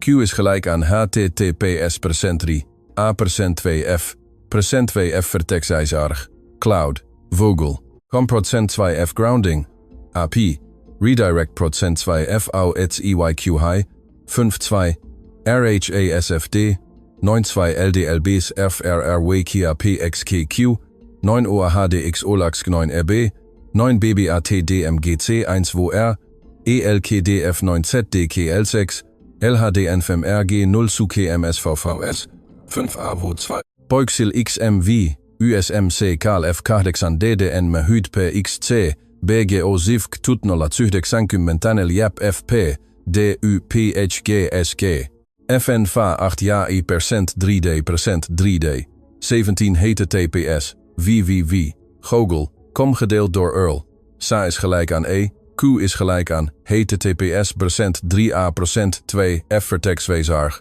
Cloud, Google. Comprocent 2F grounding. API, redirect procent 2 VZQF, I, Virul XZFX, PSN 7, 90, OG 12 PBAZS6, UGC HAR, 1 AXMU, 0 MWQLN, 7 RASTO, 4 7I, 7 NH, 8 JB, 0 WTAP 5H6, CESFA, 9 I, 0, 1 TC, EBX Diribeth CM, P. SC, www, Google. Com geteilt durch UL, Sa gleich E, Q gleich HTTPS Percent 3, A Prozent 2 F Percent 2 F Vertexisarch, Cloud, Google. Comprocent 2 F grounding, API, redirect procent 2 VZQFG, 2 IV 6 OEHR 3, XGU door ZCR 4A0J 46R3 OV Denk Z, 7 Examai Kroll 0I, 9 QRLSF, 1 Yiktai 3 NYQGO, 3 SU1 Ma85 M0K 2 YRVV3, L5 I4 DBCK 6 P Fiat QGX3 Isenronk PBCW, 1 Ma BA4 7H 4 XE Mu LHX, gehen und müssen, ausgeschlafen sein. Der Zauber brach, aber etwas war zwischen ihnen geblieben. Eine latente Möglichkeit, ein Gefühl, das nicht ignoriert werden konnte. Natürlich, antwortete Richard, tatsächlich. Wenn es Ihnen recht ist, würde ich Sie gerne begleiten. Die Überraschung in Isabellas Gesicht war offensichtlich eine Mischung aus Erstaunen und einem Hauch von Unbehagen. »Aber Sie arbeiten doch samstags nicht?« fragte sie. Ihre Stimme verriet ihren Unglauben. »Manche Dinge sind wichtiger als Arbeit«, antwortete er und überraschte sich selbst mit der Aufrichtigkeit seiner Worte, einer Offenbarung, die ihn dazu drängte, dem Vorrang einzuräumen, was in seinem Leben wirklich wichtig war. Das Lächeln, das Isabella ihm dann schenkte, machte es wert, die Besprechung abzusagen, die er tatsächlich für den nächsten Tag geplant hatte. Eine geschäftliche Besprechung von großer Bedeutung, die nun bedeutungslos erschien. »Die Kinder werden begeistert sein«, sagte sie, ihre Augen leuchteten vor Freude. »Gute Nacht, Richard.« »Gute Nacht, Isabella.« Richard sah sie den Flur entlang gehen. Ihre einfache, aber anmutige Gestalt vor dem luxuriösen, opulenten Hintergrund seiner Villa. Ein Bild, das ihn fesselte. Als sie aus seinem Blickfeld verschwand, blieb Richard unbeweglich stehen und verarbeitete die widersprüchlichen Gefühle, die in ihm aufkamen.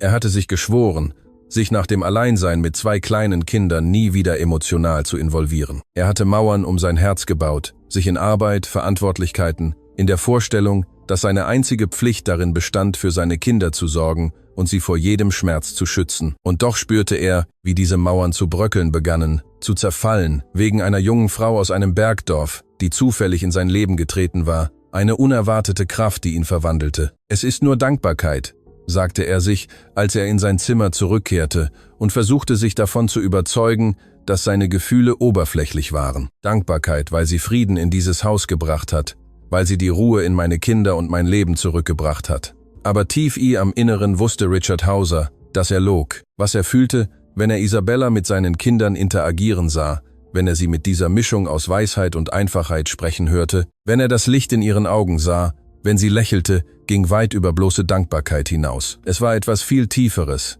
viel Erschreckenderes und absolut Unangemessenes, nach allen gesellschaftlichen Regeln, die er sein ganzes Leben lang respektiert hatte, und das erschreckte ihn, denn es bedeutete, dass er sich verliebte. Der Zoo Zürich, 14 @tps, fe, ww, Google. Com geteilt durch URL, Sa gleich E, Q, gleich HTTPS Prozent 3A Prozent 2, F Vertexisar Ach, Cloud, Google.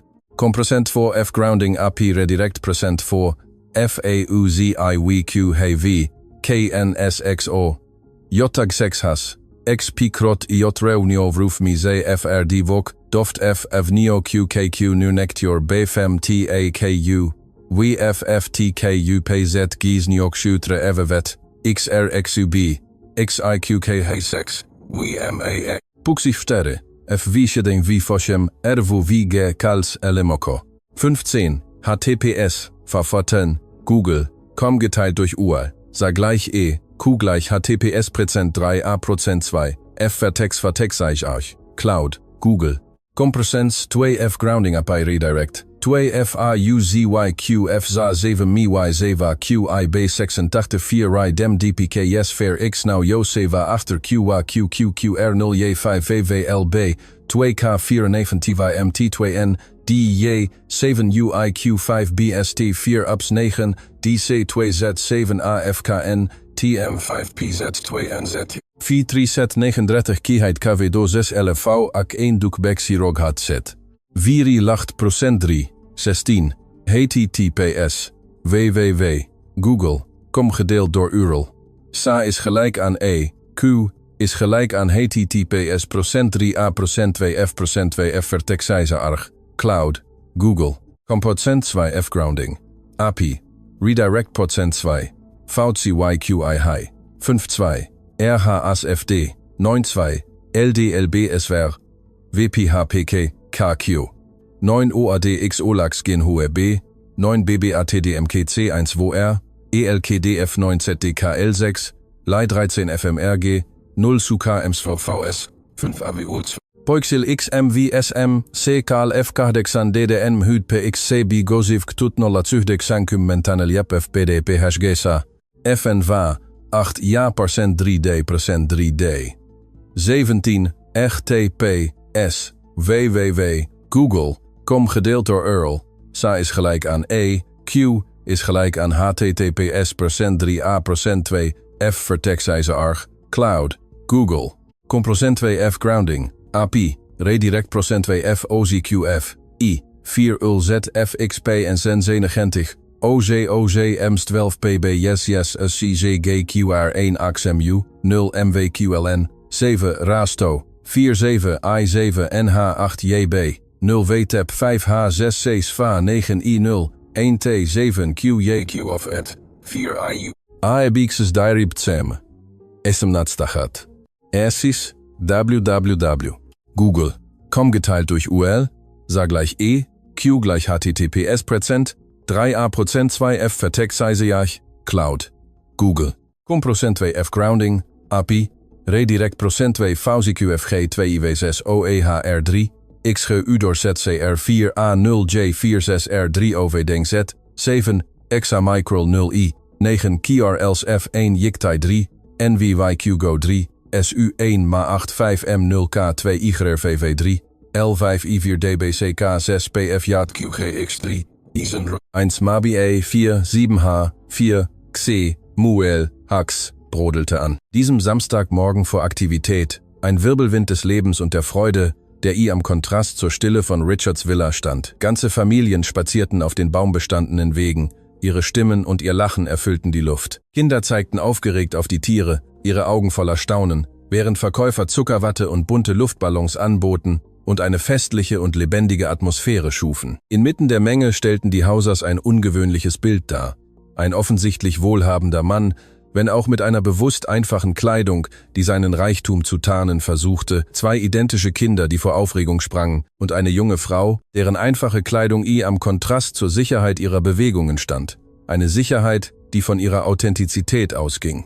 Für Richard war das Erlebnis fast surreal, ein Bruch mit seiner gewohnten Routine. Er erinnerte sich nicht daran, wann er das letzte Mal einen öffentlichen Ort ohne den Schutz von VIP-Bereichen oder die diskrete Anwesenheit von Leibwächtern besucht hatte, ein Leben voller Privilegien, das ihn von den gewöhnlichen Menschen fernhielt. Er hatte darauf bestanden, selbst zu fahren und seinen Chauffeur zu Hause gelassen, in einem Impuls der Normalität, der ihm nun, umgeben vom öffentlichen Trubel, widersprüchliche Gefühle bereitete, eine Mischung aus Unbehagen und einem seltsamen Gefühl von Freiheit, das er lange nicht erlebt hatte. »Papa, schau die Affen an«, rief Marco und zog ihn mit überschwänglicher Begeisterung an der Hand, seine Stimme voller Freude. »Sie sehen aus wie du, wenn du wütend bist«, fügte Gian lachend hinzu, worauf Isabella ihr Lächeln mit der Hand bedeckte und versuchte, das Lachen zu unterdrücken. »Ach ja«, antwortete Richard, gespielte Empörung, während er Gian in die Arme hob und sich dem Spiel anschloss. »Und was, wenn der Affe dich in den Graben wirft?« Das kristallklare und unbeschwerte Lachen seiner Kinder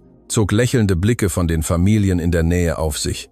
Ein Zeichen der Zustimmung, das Richard zutiefst schätzte. Zum ersten Mal seit Jahren fühlte sich Richard nicht als der millionenschwere Unternehmer, der Immobilienmagnat, beobachtet, sondern einfach als ein Vater, der einen gewöhnlichen Tag mit seinen Kindern genoss. Eine Befreiung, die ihn menschlicher fühlen ließ. Es war befreiend, ein Gefühl von Authentizität, das ihn mit Frieden erfüllte. Isabella ging an seiner Seite und hielt einen professionellen Abstand, war aber nah genug, um einzugreifen, falls die Zwillinge überdrehten immer auf ihre Bedürfnisse bedacht. Richard beobachtete sie heimlich, fasziniert von der Natürlichkeit, mit der sie sich in dieser Umgebung entspannt bewegte. Sie trug ihr Haar heute offen, in sanften Wellen über ihre Schultern fallend, und trug einfache Jeans mit einer bestickten Bluse, die offensichtlich aus ihrer Heimat, dem Berner Oberland, stammte. Ein Hauch ihrer Kultur, der sie noch interessanter machte. Sie trug kein Make-up, außer vielleicht einen subtilen Hauch von Lipgloss, der ihre natürliche Schönheit unterstrich. Sie war so anders als die Frauen, mit denen er sonst verkehrte. Frauen, die sich um Image und Aussehen kümmerten, dass er sie faszinierend fand. »Ist etwas?« fragte sie, überrascht von seiner Beobachtung. Ihre Augen trafen Richards Blick. »Nein, nichts«, antwortete er und blickte weg, etwas verlegen, weil er ertappt worden war. »Ich dachte nur, Sie sehen heute anders aus, auf eine sehr schöne Weise.« Isabella errötete leicht, und dieses natürliche Erröten erschien Richard schöner als jedes teure Kosmetikprodukt oder jeder Versuch der Perfektion. »Es ist technisch gesehen mein freier Tag«, erklärte sie, ihre Stimme sanft. »Auch wenn ich hier bei Ihnen bin, genieße ich meine Zeit mit den Kindern. Ich bin dankbar, dass Sie zugestimmt haben zu kommen«, sagte er aufrichtig, empfand tiefe Dankbarkeit für ihre Gesellschaft. Ich hätte die Zwillinge an diesem Ort nicht allein handhaben können. Es wäre ein Chaos gewesen. Sie warf ihm einen prüfenden Blick zu. Ein Blick, der über Richards Worte hinauszugehen schien. »Ich glaube, Sie unterschätzen sich, Richard«, sagte sie, und benutzte zum ersten Mal seinen Namen in diesem intimen Kontext. Ein kleiner Schritt zur Vertrautheit. Sie sind ein besserer Vater, als Sie denken. Sie brauchten nur ein wenig Führung. Etwas in der Art, wie sie seinen Namen aussprach, mit dieser Mischung aus Respekt und Vertrautheit, verursachte eine ungewöhnliche Wärme in seiner Brust, ein Gefühl, das Richard lange nicht erlebt hatte und das ihn stärker mit ihr verbunden fühlen ließ. Der Vormittag verging mit Ausstellungen exotischer Tiere, schmelzenden Eiscremes unter der Mittagssonne und Richard, der Facetten seiner Kinder entdeckte, die er nicht kannte. Marcos Faszination für Reptilien, seine unersättliche Neugier auf diese Kreaturen. Die Art, wie Gian perfekt das Brüllen von Löwen mit erstaunlicher Präzision imitierte und die Art, wie beide wetteiferten, Isabella mit Tierfakten zu beeindrucken, die sie mit ihr gelernt hatten, zeigten den Einfluss, den sie auf ihr Lernen hatte. »Sie haben ein Zoologiebuch studiert«, erklärte Isabella, als Richard seine Überraschung über das Wissen der Zwillinge ausdrückte. Ihre Augen strahlten vor Stolz. »Sie sind unglaublich intelligent. Sie brauchen nur jemanden, der ihre Neugier weckt und sie beim Lernen begleitet. Das tun Sie«, antwortete er mit einem Ton, der über die bloße berufliche Anerkennung hinausging, ein Ton, der eine tiefere Bewunderung verriet. Ihre Blicke trafen sich kurz, ein stiller Strom ging zwischen ihnen hindurch, ein unausgesprochenes Verständnis, das ihre Seelen verband, bis die aufgeregten Rufe der Zwillinge vor dem Tigergehege den Moment unterbrachen und sie in die Realität des Familienspaßes zurückholten. Mittags machten sie ein Picknick auf einer grünen, abgelegenen Fläche des Parks unter dem Schatten eines großen Baumes. Isabella hatte einen Korb mit selbstgemachten Sandwiches, geschnittenem Obst und natürlichem Saft zubereitet und Richards Vorschlag, sie in ein exklusives Restaurant zu bringen, abgelehnt. Die Kinder brauchen das, hatte sie sanft, aber bestimmt darauf bestanden. Die Einfachheit, den Kontakt zur Natur. Nicht immer ist das Teuerste das Beste für sie. Manchmal ist das Einfachste das, was sie am meisten nährt. Nun, während er seine Kinder beobachtete, wie sie selbstgemachte Sandwiches auf einer auf dem Rasen ausgebreiteten Decke mit einem Heißhunger verschlangen, den sie in Michelin-Stern-Restaurants nie gezeigt hatten, erkannte Richard, dass Isabella recht hatte und sich ihm eine neue Perspektive eröffnete. »Ich habe noch nie ein Picknick gemacht«, gestand er und knabberte an seinem Schinken-Käse-Sandwich, das ihn überraschte, köstlich in seiner Einfachheit. Ein einfacher Genuss, den er noch nie zuvor erlebt hatte. Isabella sah ihn erstaunt an, ihre Augen groß und ausdrucksvoll. »Nie? Auch nicht als Kind?« Richard schüttelte den Kopf. Ein Schatten der Traurigkeit huschte über sein Gesicht. »Meine Familie war nicht so. Mein Vater glaubte, Erfolg bedeute, sich vom Gewöhnlichen, vom Populären abzuwenden. Parks waren für diejenigen, die sich keine Privatclubs leisten konnten, für Leute, die nicht zu unserem sozialen Kreis gehörten. Und glauben Sie das auch?« fragte sie, ihr Ton frei von Urteilen, nur echte Neugier, die ihn zum Nachdenken einlud. Richard beobachtete seine Kinder, die nun wenige Meter von der Decke entfernt einen Schmetterling jagten. Ihr Lachen mischte sich mit dem anderer Kinder in der Nähe. Ein Chor kindlicher Freude. Dann sah er das Sandwich in seiner Hand, den Saft in einem einfachen Plastikbecher, die Decke mit bunten Mustern auf dem Rasen. Jedes Detail der Szene erfüllte ihn mit einer neuen Perspektive. »Nein«, antwortete er mit überraschender Gewissheit, eine Offenbarung, die aus tiefstem Herzen kam.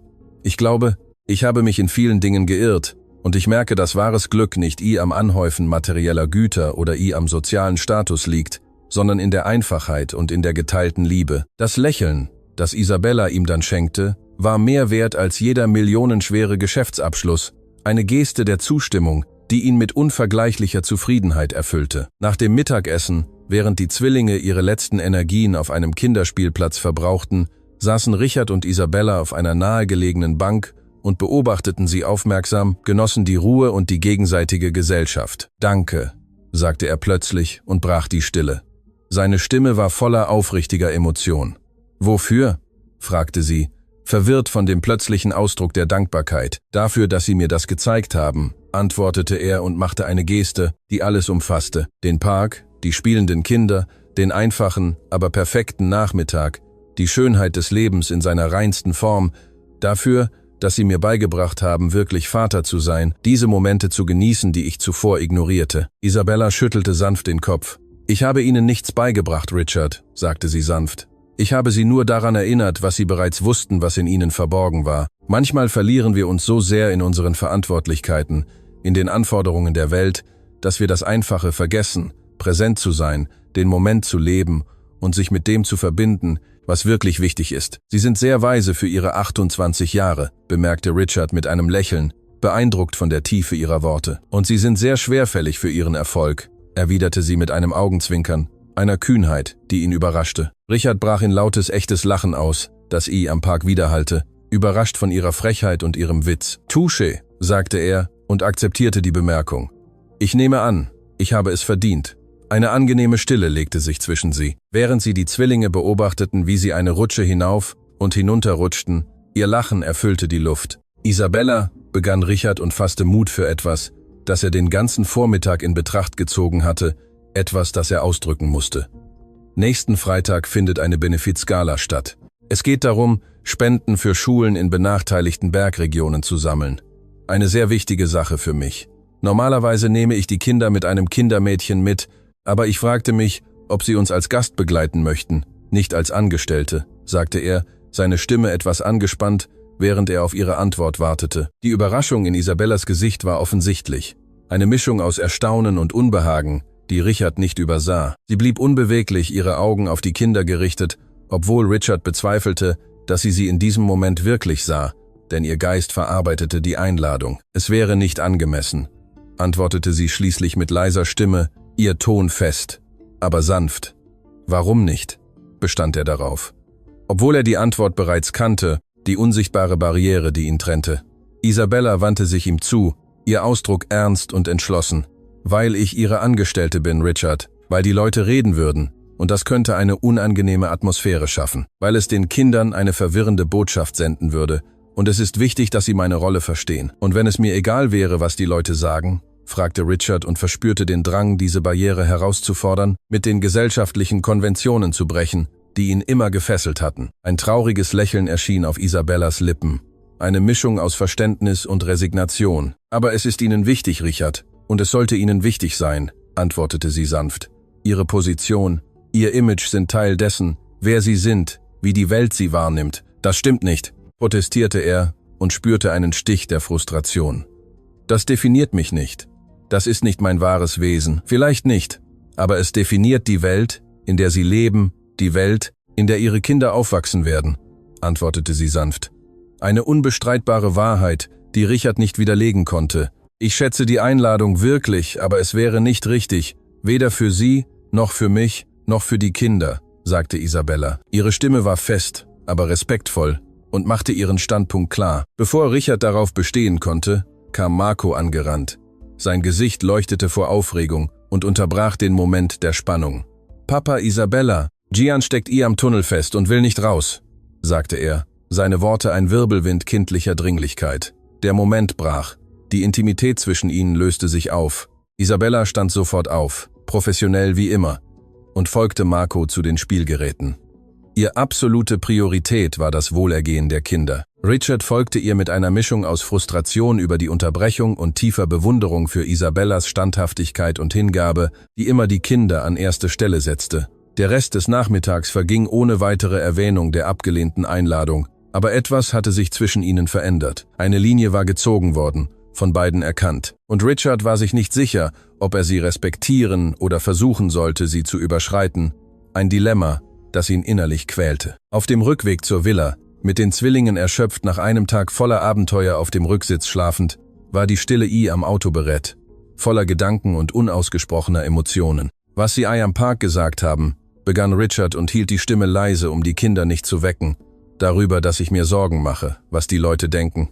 Es war keine Kritik, stellte Isabella schnell klar. Ihre Stimme war sanft und verständnisvoll. Nur eine Beobachtung, eine andere Perspektive. Ich weiß, aber es hat mich zum Nachdenken gebracht, sagte Richard und machte eine Pause, suchte die richtigen Worte, um auszudrücken, was er fühlte. Jahrelang habe ich mich um den Schein gekümmert, darum, Erwartungen zu erfüllen. Meine eigenen, die meines Vaters, die der Gesellschaft, und mir war nicht klar gewesen, wie viel davon ich meinen Kindern weitergab, wie ich sie mit meinen eigenen Unsicherheiten beeinflusste. Isabella hörte aufmerksam zu, ihr sanftes Profil, immer wieder vom Licht der Straßenlaternen beleuchtet, ein Bild der Ruhe inmitten von Richards Beichte. Ich möchte nicht, dass sie so aufwachsen, fuhr er fort. Ich möchte nicht, dass sie denken, der Wert eines Menschen liege auf seinem Bankkonto, in seinem Nachnamen oder darin, wie exklusiv die Orte sind, die er besucht. Ich möchte, dass sie frei von diesen Fesseln sind. Sie sind ein guter Vater, Richard, sagte Isabella sanft, ihre Stimme voller Wärme und Verständnis. Ihre Kinder wissen, dass sie lieben. Das ist es, woran sie sich erinnern werden, nicht an Lektionen über sozialen Status oder Aussehen. Dank Ihnen, antwortete er. Bevor Sie kamen, war ich so verloren, so darauf konzentriert, die Kontrolle zu behalten, dass ich das Wesentliche vergessen habe, was ihr am Leben wirklich zählt. Liebe, Verbindung, Authentizität. Als sie in der Villa ankamen, bestand Richard darauf, Gian selbst zu tragen, während Isabella Marco trug, eine Geste der Zusammenarbeit und Zuneigung, die für sich sprach. Sie brachten sie schweigend in ihr Zimmer, zogen ihnen ihre Pyjamas an und legten sie mit synchronisierten Bewegungen ins Bett, die von einer gemeinsam entwickelten Routine, einer Choreografie der Fürsorge und Liebe sprachen. Als sie das Kinderzimmer verließen, blieben sie am Flur stehen wie so viele andere Nächte zuvor. Ein stilles Ritual, das bedeutungsvoll geworden war. Wegen der Gala, begann Isabella und versuchte, das Gespräch aus dem Park wieder aufzunehmen. Sie müssen sich nicht erklären, unterbrach Richard sie. Ich verstehe Ihre Gründe und respektiere sie. Ich verstehe, dass es Ihnen wichtig ist, bestimmte Grenzen einzuhalten. Danke, antwortete sie mit offensichtlicher Erleichterung, eine aufrichtige Dankbarkeit in ihrer Stimme. Es ist mir wichtig, bestimmte Grenzen einzuhalten. Ich weiß, sagte Richard, und sie sahen sich am Halbdunkel des Flurs an, und er spürte diese Verbindung wieder, dieses stille Verständnis, das über Worte hinausging, eine Verbindung, die sie auf tiefe Weise vereinte. Gute Nacht, Richard, sagte Isabella schließlich und brach den Moment der Verbundenheit. Gute Nacht, Isabella. Richard sah sie den Flur entlang gehen wie so viele andere Nächte, aber diesmal mit der Gewissheit, dass seine Gefühle eine Grenze überschritten hatten, von der es kein Zurück mehr gab. Es war nicht mehr nur Bewunderung oder Dankbarkeit, was er für das Kindermädchen seiner Kinder empfand. Es war etwas viel Tieferes, viel Erschreckenderes und absolut Unangemessenes, nach allen gesellschaftlichen Regeln, die er sein ganzes Leben lang respektiert hatte. In dieser Nacht, während er die Decke seines Zimmers betrachtete, stellte sich Richard Hauser einer unbequemen Wahrheit, einer Wahrheit, die ihn mit Wucht traf. Er verliebte sich in Isabella Meyer und hatte nicht die geringste Ahnung, was er dagegen tun sollte, wie er dieses neue emotionale Terrain, das sich vor ihm öffnete, navigieren sollte. Am Donnerstagnachmittag war die Villa Hauser ungewöhnlich still, ein bemerkenswerter Kontrast zum üblichen Trubel der Zwillinge. Marco und Gian waren mit Herrn Lehmann und einer anderen Angestellten zu einer Kindertheatervorstellung gegangen. Ein Ausflug, geplant von Isabella, um ihnen neue kulturelle Erfahrungen zu ermöglichen. Ein Geschenk, das ihr Leben bereichern würde. Das Kindermädchen hatte sie jedoch nicht begleitet. Zum ersten Mal seit ihrer Ankunft hatte sie den Nachmittag frei wegen persönlicher Angelegenheiten. Eine Tatsache, die Richard nicht ignorieren konnte. Richard saß in seinem Arbeitszimmer und versuchte, sich auf die Finanzberichte zu konzentrieren, die seinen Bildschirm füllten. Aber seine Gedanken schweiften ständig ab, unfähig, sich auf die Zahlen zu konzentrieren. Isabellas Ablehnung seiner Einladung zur Benefizgala lastete immer noch auf seiner Stimmung, nicht so sehr wegen der Ablehnung an sich, sondern wegen dessen, was sie implizierte. Die unüberwindbare Kluft zwischen ihren Welten, eine Barriere, die unmöglich zu überwinden schien. Das Klingeln am Haupttor riss ihn abrupt aus seinen Gedanken. Eine unerwartete Unterbrechung, die ihn in die Realität zurückholte. Minuten später erschien Elisa, seine persönliche Assistentin und Isabellas Tante, mit besorgter Miene in der Tür seines Arbeitszimmers, was Richard nicht entging. »Herr Hauser, entschuldigen Sie die Störung«, sagte sie mit angespannter Stimme. »Kann ich Sie einen Moment sprechen?« »Natürlich, Elisa«, antwortete Richard und spürte einen Stich der Beunruhigung. »Was ist los? Ist etwas nicht in Ordnung?« Die Frau schloss die Tür hinter sich und trat sichtbar unbehaglich an den Schreibtisch, als wollte sie etwas Delikates enthüllen. »Es geht um Isabella«, begann sie und wählte ihre Worte sorgfältig, versuchte die geeignetste Art zu finden, das Thema anzusprechen. »Normalerweise würde ich mich nicht einmischen, aber ich bin besorgt.« Richard spürte einen Stich der Beunruhigung, eine Warnung, die ihn in Alarmbereitschaft versetzte. »Geht es ihr gut? Ist ihr etwas zugestoßen?« fragte er, die Sorge in seiner Stimme offensichtlich. »Physisch geht es ihr gut, aber…« Elisa hielt inne, als überlegte sie, ob sie fortfahren sollte, wog die Konsequenzen ihrer Worte ab. Sie hatte heute Besuch in der Wohnung, die sie mit mir teilt, einen Mann aus ihrem Bergdorf, ihren Ex-Verlobten.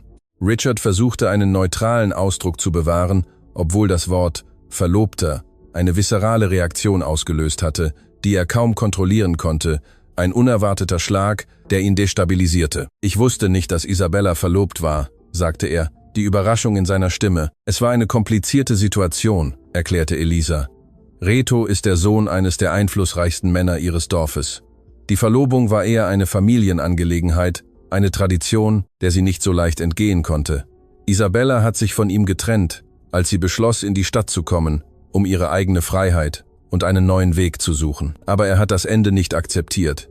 Er drängt sie immer noch, zurückzukehren. 19 https www.google.com geteilt durch URL sah gleich EQ gleich HTTPS Prozent 3a% 2f verten 2f vertex Isach Cloud Google Percenter do f grounding API redirect Percenter do f AUZYQG ZLZ FSTGA 5 DJCI 0 E Batan API PP Voyikrit Kepnuk VKW GPJXM Euro RGKW Day Yinyi X Noya A Dalapan Osa QPSF 272G Pulo TLSELFICUI 0 Tau Eba SMMN2IZ an PM Sim GPM 2RN Uswut TRU MS 6 KDKT 4 Stay V8Fs BT5 PPBX 9 F5 GOV NHNAS NIL V4E Prozent 3D Prozent 3, fuhr Elisa fort und enthüllte die wahre Situation.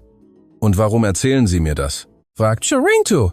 »Tu warte einen professionellen Ton, der den Sturm der Gefühle in seinem Inneren nicht widerspiegelte, eine Mischung aus Eifersucht, Sorge und dem Bedürfnis, sie zu beschützen.« Elisa sah ihn direkt an mit der Offenheit, die er an ihr immer geschätzt hatte, ein Blick, der keinen Zweifel zuließ. »Weil ich gesehen habe, wie sie ihn ansieht, Herr Hauser, und ich habe gesehen, wie sie ansieht«, sagte sie sanft, aber mit unerschütterlicher Überzeugung. Richard spannte sich unbehaglich an angesichts derart direkter Beobachtung, eine Offenbarung, die ihn entblößte. »Elisa, ich schätze Ihre Besorgnis, aber die Beziehung zwischen Isabella und mir ist streng beruflich, nichts weiter«, sagte er und versuchte, die Fassade aufrechtzuerhalten. »Mit allem Respekt, Herr Hauser, wir beide wissen, dass das nicht ganz stimmt«, erwiderte sie sanft. Eine unbestreitbare Wahrheit, die Richard nicht widerlegen konnte. »Ich bin nicht hier, um zu urteilen. Isabella ist wie eine Tochter für mich. Und ich habe gesehen, wie sie in der Arbeit mit ihren Kindern und ihnen aufgeblüht ist, wie sie hier einen Sinn gefunden hat.« Richard schwieg, unfähig, das Offensichtliche zu leugnen, die Transformation, die in seinem Zuhause und in seinem eigenen Leben stattgefunden hatte. »Der Grund, warum ich Ihnen das erzähle«, fuhr Elisa fort, »ist, weil Reto nicht gegangen ist. Er drängt sie, mit ihm ins Berner Oberland zurückzukehren. Und ich befürchte, dass Isabella aus Loyalität zu ihrer Familie und ihren Wurzeln in Erwägung ziehen könnte, dies zu tun, was ein Verlust für uns alle wäre. Die Vorstellung, dass Isabella ins Berner Oberland zurückkehren und aus ihrem Leben verschwinden würde, löste in Richard ein Gefühl der Leere aus, das ihn in seiner Intensität überraschte, eine Angst, etwas zu verlieren, das unentbehrlich geworden war. »Was kann ich tun?« fragte er und gab endlich den Vorwand des Desinteresses auf. Seine Stimme war voller Verzweiflung. »Sprechen Sie mit ihr«, antwortete Elisa einfach mit einer angeborenen Weisheit. »Isabella ist stolz und zurückhaltend. Sie würde Ihnen niemals von ihren persönlichen Problemen erzählen, weil sie befürchtet, unprofessionell zu wirken. Aber gerade jetzt muss sie wissen, dass sie Optionen hat, dass ihr Leben hier wichtig ist, dass ihre Anwesenheit aus mehr als einem Grund geschätzt wird.« Elisa stand auf, hatte gesagt, was sie sagen musste, und ließ Richard mit seinen Gedanken zurück. Isabella wird in etwa einer Stunde zurück sein. Sie wird am hinteren Garten sein, in der Nähe des Gewächshauses. Dort sitzt sie gerne, wenn sie nachdenken muss.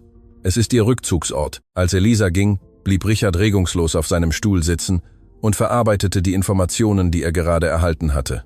Isabella verlobt. Isabella unter Druck, ins Berner Oberland zurückzukehren.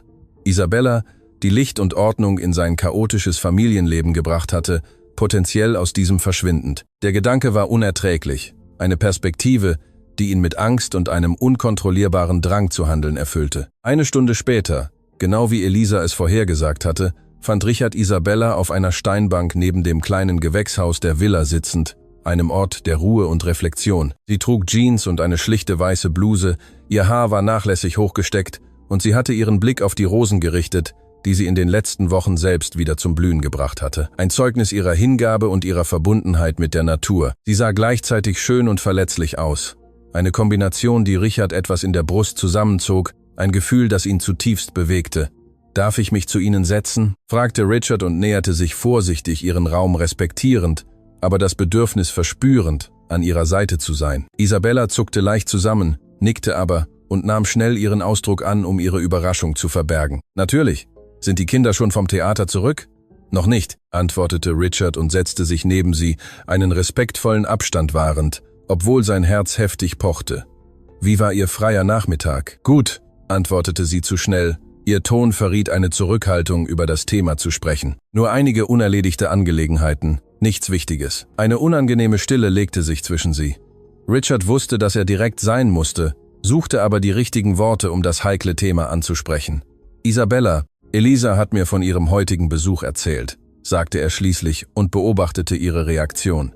Isabellas Gesicht spannte sich an, eine Mischung aus Überraschung und etwas, das an Verrat grenzte, durchzog ihre Züge, als fühlte sie sich entblößt. »Das hätte sie nicht tun sollen«, murmelte sie. »Das sind persönliche Angelegenheiten, die meine Arbeit nicht beeinflussen.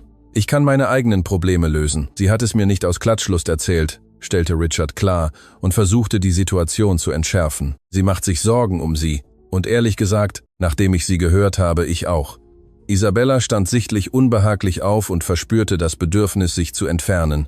»Ich schätze die Besorgnis, aber ich kann meine eigenen Probleme lösen. Ich möchte nicht, dass meine persönlichen Angelegenheiten meine Arbeit hier, das Leben der Kinder, beeinträchtigen.« Richard stand ebenfalls auf und spürte, dass wenn er sie jetzt gehen ließe, etwas Wichtiges zwischen ihnen verloren ginge, etwas, das er sich nicht leisten konnte zu verlieren. »Ich spreche nicht als Ihr Arbeitgeber, Isabella. Ich spreche als jemand, der…« Er hielt inne und suchte die richtigen Worte, jemand, der sie zutiefst schätzt. Sie sah ihn fest an. Dann sah sie ihn wirklich an, mit diesen bernsteinfarbenen Augen, die über die Fassaden hinauszusehen schienen, die er jahrelang gebaut hatte. Ein Blick, der seine Seele durchdrang. »Reto will, dass ich ins Berner Oberland zurückkehre«, sagte sie schließlich. Ihre Stimme war kaum ein Flüstern und offenbarte die Wahrheit, die sie quälte. Er sagt, mein Platz sei dort bei ihm, bei meiner Familie, bei den Traditionen meines Dorfes. »Und wollen Sie zurückkehren?« fragte Richard, die Antwort fürchtend. Die Angst, sie zu verlieren, ergriff ihn. Isabella wich seinem Blick aus und sah zu den Rosen, ihre Augen spiegelten tiefe Gedanken wider. »Als ich nach Zürich kam, floh ich vor Erwartungen, vor Traditionen, vor einer Zukunft, die andere für mich bestimmt hatten.« Sie machte eine Pause, ihre Worte waren voller Emotionen. »Aber jetzt habe ich Gründe zu bleiben, Gründe, die mich an diesen Ort binden.« »Die Kinder verehren Sie«, sagte Richard. Sein Herz pochte schnell, versuchte sie von der Bedeutung ihrer Anwesenheit zu überzeugen. »Ich weiß nicht, was wir ohne sie tun würden. Es geht nicht nur um die Kinder«, antwortete Isabella und fasste Mut, ihn wieder anzusehen, ihre Augen fest auf seine gerichtet. »Und das ist es, was mir Angst macht. Das Gefühl, das ich für sie habe, die Ehrlichkeit in ihren Worten, die Verletzlichkeit, die sie zeigte, riss die letzten Barrieren nieder, die Richard aufrechterhalten wollte, und öffnete sein Herz vollständig. »Mir macht es auch Angst«, gestand er, »weil ich nie erwartet hatte, das wieder zu fühlen, weil es kompliziert ist, weil es 1000 Gründe gibt, warum es nicht funktionieren sollte. Und doch können wir nicht«, unterbrach Isabella, obwohl es ihrer Stimme an Überzeugung fehlte, und versuchte, an der Logik festzuhalten. »Ich bin das Kindermädchen ihrer Kinder, wir kommen aus völlig verschiedenen Welten. Die Leute würden reden.« »Die Leute reden immer«, antwortete Richard und trat einen Schritt näher, verkürzte den Abstand zwischen ihnen. Aber zum ersten Mal in meinem Leben ist es mir egal, was Sie sagen. Das Einzige, was mir wichtig ist, ist das Glück meiner Kinder und Ihres. Es sollte Ihnen wichtig sein, bestand sie darauf und versuchte zu argumentieren. Sie haben eine Position, ein Image, Verantwortlichkeiten. Meine einzige wirkliche Verantwortung ist gegenüber meinen Kindern, sagte er und machte einen weiteren Schritt auf sie zu. Und ich habe Sie noch nie glücklicher gesehen als seit Ihrer Ankunft, Isabella. Sie haben ihnen nicht nur beigebracht zu schlafen, Sie haben uns beigebracht, wieder zu leben. Tränen traten in Isabellas Augen, und Richard spürte den fast unwiderstehlichen Drang, näher zu kommen, den Abstand zwischen ihnen zu beseitigen. Aber er hielt inne und respektierte die Entscheidung, die sie treffen musste. Ich kann Ihnen keine konventionelle Zukunft bieten, fuhr er fort, seine Stimme ernst vor Emotion. Ich kann Ihnen nicht versprechen, dass es einfach sein wird, aber ich kann Ihnen versprechen, dass mir noch nie jemand so wichtig war wie Sie. Und es ist nicht Dankbarkeit. Es ist nicht nur, weil Sie wunderbar mit meinen Kindern umgehen. Es ist, weil Sie sind, Isabella. Einfach Sie. Eine Träne rollte über Isabellas Wange. Richard hob zögernd die Hand, und als sie sich nicht wegbewegte, wischte er sie sanft mit dem Daumen weg. Wenn Sie sich entscheiden, ins Berner Oberland zurückzukehren, werde ich es verstehen, sagte er, obwohl ihm der Gedanke schmerzlich war. Aber ich möchte, dass Sie wissen, dass Sie hier einen Platz haben, nicht nur als das Kindermädchen meiner Kinder, sondern als... Er hielt inne, erkannte, dass er zu schnell voranging, als das, was sie sein möchten. Isabella schloss für einen Moment die Augen, als verarbeitete sie seine Worte, die Berührung seiner Hand noch auf ihrer Wange. Ich habe Angst, gestand sie schließlich, nicht vor Ihnen, sondern vor mir selbst davor, etwas zu wollen, das unmöglich scheint. Was ist das Unmögliche, Isabella? Fragte Richard sanft. Sie öffnete die Augen, und in ihnen sah Richard eine Entscheidung entstehen, einen Mut erwachsen. Das Unmögliche ist, so zu tun, als würde ich nichts fühlen, wenn ich bei Ihnen bin, antwortete sie mit zitternder, aber fester Stimme. Das Unmögliche ist, mir vorzustellen, dieses Haus zu verlassen, die Kinder zu verlassen, Sie zu verlassen. Die Welt schien um sie herum stillzustehen.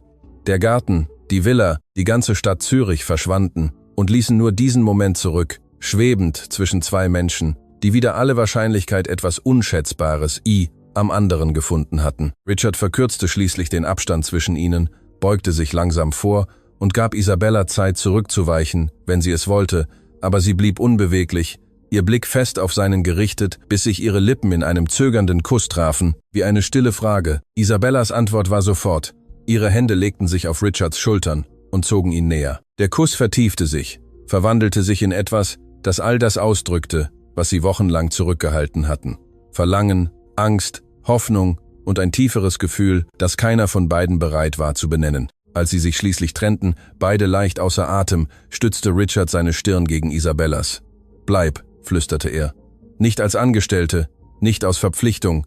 Bleib, weil du hier bei uns sein willst.« Isabella lächelte langsam.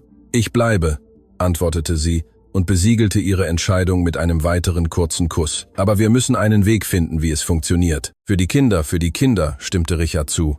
Und für uns.« Das Geräusch von Kinderstimmen und näher kommenden Schritten unterbrach den Moment.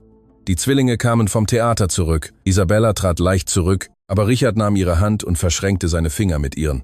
»Bereit?« fragte er mit einer Bedeutung, die weit über das bloße Treffen mit den Kindern in diesem Moment hinausging.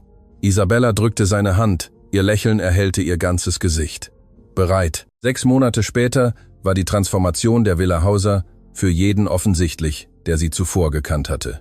Die früher stets geschlossenen Vorhänge ließen nun reichlich natürliches Licht herein. Die Wände, einst mit abstrakter und teurer Kunst geschmückt, waren teilweise durch farbenfrohe Kinderzeichnungen ersetzt worden, die mit der gleichen Sorgfalt gerahmt waren wie die Sammlerstücke. Und die feierliche Stille, die einst den Ort beherrschte, war einem Lachen, lebhaften Gesprächen und gelegentlich traditioneller Schweizer Volksmusik gewichen. Aber die tiefgreifendste Veränderung lag nicht in der Dekoration, sondern in seinen Bewohnern. Richard Hauser beendete gerade eine Videokonferenz in seinem Arbeitszimmer, als die Tür ohne Vorwarnung aufgerissen wurde und 2 identische Wirbelwinde in den Raum stürmten. »Papa, alles ist bereit«, rief Marco und sprang unvermittelt auf seinen Schoß. »Isabella sagt, wir dürfen dir jetzt die Überraschung zeigen«, fügte Gian hinzu und zog ungeduldig an seiner Hand. Richard mimte Ernsthaftigkeit vor seinen Kollegen auf dem Bildschirm. »Meine Herren, es scheint, ich habe eine dringende Angelegenheit zu erledigen. Wir machen morgen weiter.« Die Führungskräfte auf dem Bildschirm lächelten verständnisvoll, bevor sie sich verabschiedeten. Richard Hausers Roof hatte sich ebenso verändert wie der Mann selbst. Er wurde immer noch für seinen Geschäftssinn respektiert, aber nicht mehr für seine Kälte gefürchtet. Der Immobilienhai hatte sich zur Überraschung der gesamten Schweizer Geschäftswelt humanisiert und ließ sich von seinen nun 5-jährigen, vor gesunder Energie sprühenden Kindern leiten. Richard ging in den hinteren Garten. Als er die Türschwelle überquerte, hielt er abrupt inne, staunend. Der gesamte Garten war in ein kleines Schweizer Bergdorf verwandelt worden. Bunte Lampions hingen zwischen den Bäumen. Tische, bedeckt mit handbestickten Decken, waren überladen mit traditionellen Gerichten. Und in der Mitte bereitete sich eine kleine Bühne vor, wo Musiker mit traditionellen Instrumenten spielten. Isabella, strahlend in einem traditionellen Schweizer Trachtenkleid in leuchtenden Farben, kam mit einem Lächeln, das ihr ganzes Gesicht erhellte, auf ihn zu. »Alles Gute zum Jahrestag«, sagte sie und stellte sich auf die Zehenspitzen, um ihn sanft zu küssen. 6 Monate seit unserem ersten Kuss. Richard umarmte sie, immer noch erstaunt über Isabellas Fähigkeit, ihn zu überraschen. »Es ist wunderbar«, murmelte er in ihr Haar. »Wie hast du das alles organisiert?« »Mit Hilfe«, antwortete sie und zeigte auf Elisa, Herrn Lehmann und den Rest des Personals, alle in festlicher Kleidung. Wir wollten nicht nur unsere 6 Monate feiern, sondern alles, was sich verändert hat. Die Zwillinge rannten zu ihnen, zogen beide an den Händen, um ihnen jedes Detail der Feier zu zeigen. Richard ließ sich mit vollem Herzen mitreißen, als er sah, was aus seinem Leben geworden war. Die Feier war intim, aber lebhaft. Die Zwillinge, in kleinen, bestickten Hemden gekleidet, tanzten mit Isabella und folgten den Schritten, die sie ihnen beigebracht hatte. Richard beobachtete sie von einem Tisch aus und unterhielt sich mit Elisa. »Ich hätte nie gedacht, dass meine Nichte so viel Glück in dieses Haus bringen würde«, bemerkte die Frau mit offensichtlichem Stolz. »Ihnen und den Kindern. Sie hat alles verändert«, antwortete Richard aufrichtig. »Sie hat mir gezeigt, was wirklich wichtig ist. Wissen Sie«, fuhr Elisa mit einem vielsagenden Lächeln fort. »Im Berner Oberland sagt man, wenn eine Seele ihren Weg zurück ins Licht findet, feiert das ganze Universum. 20 https www Google, komm geteilt durch Uhr, sag gleich E, Q, gleich https, Prozent, 3a, Prozent 2f, Prozent 2f, Vertex Isarch, Cloud, Google, Compressens 2f Grounding API Redirect Minus Fausik, SV Hato, HP nil XS RSQPRDN Wave 5 PG, Pseudo Wave 5, U80 NH5, CDG IL, Neben, XOF7, Nate Sef F9 ZGXKLMQE D9 NZIP, 16 Hels, STUA, UV5, XHCD, Ja 8Q7 M-Snake. SIZIGE Kinisau, Pru Heidi Kuge Se Oibayanye. 21. HTTPS, www Google, komm geteilt durch UL, sag gleich E, Q, gleich HTTPS Prozent 3a, Prozent 2f Vertex Isarch, Cloud, Google, Comprocent 2f Grounding. API. Redirect Procent 2, FAUZYQGJX slash 6 AC5KJO, 3 FHTX, 3G Fair, 0 FMT, 4KX1, BO9 UMN, 5, 5KB, 7 LQGS BCAN, 7 TVI 0R, 7 2, 9K, 4, op MG, 6 OFM. Nix NSWWSF, Femva Afuragset Bottavotak Furaug V Pect M. 0 WMT ERC 22 TTPS www. Google. Com gedeeld door Earl. SA is gelijk aan E. Q is gelijk aan HTTPS % 3A % 2F % 2F vertex Cloud. Google. Compressens 2F Grounding API Redirect. 2F AU ZYQFS 09 MW 950 6FG BCXUV 6XBX WCKR DMPPL NI 5K Z NEMK NEN IMYLP 5 SETGO NI 5S UO NI 5L U5X 4B NIF A XFBLSA XKZ AGEL GMZ 8K 8 Hoel YBZ 3 Besaifem 5M 5 Void 9RP I7 OAAT VMAQ MU 0 GWFIVVF 8 UJLQO PUBY %3 Dapelan 23 HTTPS .com divided by URL .say equals E and Q equals HTTPS %3 A %2 F %2 F vertex Isarch Cloud Google Comprocent 2 F Grounding API Redirect %2 Fausico FOV KDB Go HZNF PQ Genegenu 9 NUA Oval 5 O2O6 JP5 MHDU 20 DQMEB QAV 9 LUF 0 PQNKB 6TLXMVI-FACEZ, 8-4IW24 Hade, UMEDKN 0Q2WS2, 2 bis 8 CBRM Unicr 9 Nub DRFSTZ XDN, SDQ 9 AHHW%, 3D. Isabella war verloren, als sie in die Stadt kam, floh vor fremden Erwartungen. Sie waren in ihrem Schmerz und ihren Verantwortlichkeiten verloren. Und doch fanden sie sich. Richard dachte über diese Worte nach, während er Isabella mit seinen Kindern lachen sah. Die Transformation war gegenseitig gewesen. Er hatte ihr einen Neuanfang geboten, fernab der traditionellen Zwänge ihres Dorfes. Sie hatte ihm beigebracht, wieder zu leben, der Vater zu sein, den seine Kinder brauchten. Als die Musik zu einem langsameren Rhythmus wechselte, näherte sich Richard ihnen. »Würdest du mir diesen Tanz gewähren?« fragte er Isabella und streckte ihr die Hand entgegen. »Ich will auch mit Isabella tanzen«, protestierte Marco. »Ich auch«, schloss sich Gian an. Isabella kniete sich mit einem Lächeln vor sie. »Zuerst tanze ich mit eurem Papa und dann mit euch beiden, meine Prinzen. Passt das?« Die Zwillinge nickten zufrieden mit dem Kompromiss. Während sie unter den bunten Lichtern tanzten, hielt Richard Isabella nah an seinem Herzen und staunte, wie diese einfache Frau seine ganze Welt von Grund auf neu aufgebaut hatte. »Ich habe etwas für dich«, sagte er und trat leicht zurück, um ein kleines Kästchen aus seiner Tasche zu ziehen. »Ich wollte bis nach dem Abendessen warten, aber ich glaube, das ist der perfekte Moment.« Isabella sah ihn neugierig an, als sie das Kästchen öffnete, das einen wunderschönen Ring mit einem Bernstein, umgeben von kleinen Diamanten, enthielt. »Ich habe ihn gewählt, weil er mich an deine Augen erinnert«, erklärte Richard, seine Stimme leicht zitternd. »Als ich dich das erste Mal sah, war es das, was mich am meisten beeindruckte. Die Wärme in deinem Blick, wenn du mit meinen Kindern sprachst.« Isabella betrachtete den Ring sprachlos, ihre Augen wurden feucht. »Es ist kein Verlobungsring«, fuhr er fort. »Noch nicht. Ich weiß, es ist zu früh, und ich möchte die Dinge richtig machen. Es ist ein Versprechen, dass ich hier sein werde. Geduldig, bis du bereit bist.« »Richard«, begann sie, wurde aber von den Zwillingen unterbrochen, die sich heimlich genähert hatten und nun mit großen Augen den Ring betrachteten. »Wirst du sie heiraten, Papa?« fragte Gian mit völliger Unschuld. »Ja«, rief Marco begeistert aus. »Sag ja, Isabella, dann bist du für immer unsere Mami.« Isabella und Richard tauschten überraschte Blicke aus. Sie hatten mit den Kindern nie über Heirat gesprochen, sich bewusst, dass sie ihre Beziehung ihnen zuliebe mit Feingefühl behandeln mussten. »Kinder, Isabella und ich sind«, begann Richard und suchte nach den richtigen Worten. »Tatsächlich«, unterbrach Isabella ihn und kniete sich hin, um auf Augenhöhe mit den Zwillingen zu sein. »Es gibt etwas, das ich euch dreien zuerst erzählen muss.« Sie sah jeden Einzelnen an, atmete tief ein und fuhr fort.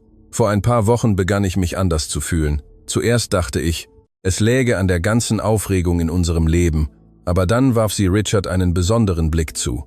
Ich war gestern beim Arzt, während ihr in der Schule wart. Richard starrte sie an, wagte kaum zu hoffen, was ihre Worte zu suggerieren schienen. In etwa 7 Monaten, fuhr Isabella fort und nahm die Hände der Zwillinge, werdet ihr beiden ein Brüderchen oder Schwesterchen bekommen. Der Stille, die folgte, dauerte kaum eine Sekunde, bevor die Zwillinge in Freudenschreie ausbrachen. Richard, momentan von der Überraschung gelähmt, reagierte schließlich und umarmte Isabella so fest, dass er sie fast vom Boden hob. »Es ist wahr«, flüsterte er in ihr Ohr, seine Stimme zitterte vor Emotion. »Wir bekommen ein Baby.« Isabella spürte, wie die Tränen frei über ihre Wangen liefen. »Ich wollte den perfekten Moment finden, um es dir zu sagen«, sagte sie. »Und dann hast du diese Party vorbereitet und diesen Ring herausgeholt.« Richard küsste sie. Ein Kuss voller Versprechen und Zukunft, kaum bewusst des Beifalls und Jubels, der um sie herum ausbrach, als das Personal verstand, was geschah. »Ich glaube, das ändert die Dinge«, sagte er, als sie sich schließlich trennten, beide außer Atem und lächelnd. Er kniete sich dann nieder, hielt den Ring immer noch in der Hand, aber diesmal mit einem anderen Zweck. »Isabella Meyer, Sie haben mir beigebracht, Vater zu sein, Mann zu sein, wieder Mensch zu sein. Sie brachten Licht, wo nur Dunkelheit war, Schlaf, wo nur Schlaflosigkeit herrschte, und Liebe, wo nur Pflicht war.« Er machte eine Pause und sah zu den Zwillingen, die fasziniert zusahen. »Wir 3 wollen Sie für immer in unserem Leben haben. Würden Sie uns die Ehre erweisen, uns zu heiraten, offiziell die Mutter unserer Kinder zu sein, diese Familie zu gründen, die in der Nacht begann, als sie über meine gebrochenen Herzen stolperten und sie heilten?« Isabella, strahlend trotz der Tränen, nickte, bevor sie ihre Stimme finden konnte. »Ja«, antwortete sie schließlich. »Ja, zu allem.« Die Zwillinge schlossen sich der Umarmung an, während Richard Isabella den Ring an den Finger steckte. Das Personal applaudierte. Elisa weinte diskret, und die Musiker begannen, eine traditionelle Feierweise zu spielen. Ein Jahr später strahlte der Privatstrand am Vierwaldstätter See. 24 CAMTPS www.google.com geteilt durch URL sah gleich E, Q gleich CAMTPS Percent 3A% 2 F Vertex Isaiah Cloud Google Compercent IF Grounding API Redirect Percent IFA UZYQFQS 1 ER 2 RWMC 0 JS 9 Des 7 WG 07 NY2 GSS Hahan Wegs NQF JPokir Ax Duk 3 FS 2 BF 0 Obi by Z NTRD OKWF Azlu 3 LVJ at HAP Oi IK 1 OIZ on YZ 7 WFA 7 OVXYM Nilin X Flever MID nil GBSATQRDBQVN kaufen 3D%. 3T 25 TTPS www.google.com geteilt durch URL sah gleich E, Q gleich TTPS, TA, DPS, 3A, 2F, 2F Vertex Isaiah Cloud.google Compercent 2F Grounding API Redirect 2F AUZYQH SSNQ 5Q SMNTOX DNTBHXTCHBAC NOMKA XVKLS PUA FNSDXCFS 3H PUA 0 VFAZ 5D Verg I0 UGFQ 0 RX NIMETS 3K NSQ DXBCC 77 Coil W Präsentertrede 6 Octuve Hit PS www.google.com geteilt durch URL sah gleich E, Q gleich TTPS Percent 3A% 2F Percent 2F Vertex Isaiah Cloud.google Compercent 2 F Grounding API Redirect Percent 2 F AUZYQF Track NH Fem KVX Water Hype 500 ton Zakwik Sovix Rotre Deunoli Frö Ratio DG Führer JSK Nefem Low Führer LDS 05 DWRXBTQDUX Ituk Hatstretionio USW Jetsexa Utwo Hab 5 LBUX Ride X Plengd Finio X Nolex 4 Sur Sukharum Skettushmi FQKD Hothab JPP Ekusonio Zwofu RVK F Sir KHT J5 PZK 5 NPX 2 FLG 4082 4 PQs LQP PO 70 B2 KZ 4 DFR 4 T4 HTTPS Wi-Fi NTTPS www.com URL sah gleich E, Q gleich HTTPS Percent 3A% 2 F Vertens 2F Vertex Isaiah Cloud Google Compercent 2F Grounding API Redirect 2F AUZYQHC 772 PCOC Gain 03 THF 3 FW 5 DWFR QFW BML Loib K JFF 4 NQR 0 NDEG FAL 3 Fair NHAR QC GFDF 0 H5 KYF NTY 8 DTY 5 DY PBN 0 HF Jechnek LY Yemir Voy 8 VT 7 WCXNFA Skenelia onollat yrneljämlel 29 Hyvie NDEUK A7W% 3D Prozentpoint 28 PTPS www.google.com geteilt durch URL sah gleich E, Q gleich PTPS Prozent 3 A% 2 F Vertex Isaiah Cloud Google Compercent WF Grounding API Redirect Percent WF AUZ Keld WAK 9 P Exe Ulihan BWW Jojczest XHG 37 Ruzedma od ZBK JNN Hasiarn W60 Mehix Fjojg do 7 Technolaxm Cud BK PSK Joj 38 BWWN Fespiet 4 KMP Wist Gekifs Menpietik 2 Zwierl Jo Jutwegs Aflun OITPW RPL HIU 9 KR JekV NIFDNOH 6x2 DFP DPS Jor of LMDIU Quines af PQCFNB Ok W7 JZWs unter der Mittagssonne. Richard, gekleidet in ein weißes Leinenhemd und leichte Hosen, wartete unter einem Bogen aus tropischen Blumen. An seiner Seite standen Marco und Gian, jetzt 6 Jahre alt, überraschend still in ihren kleinen, passenden Anzügen, jeder hielt ein kleines Kissen mit einem Ehering.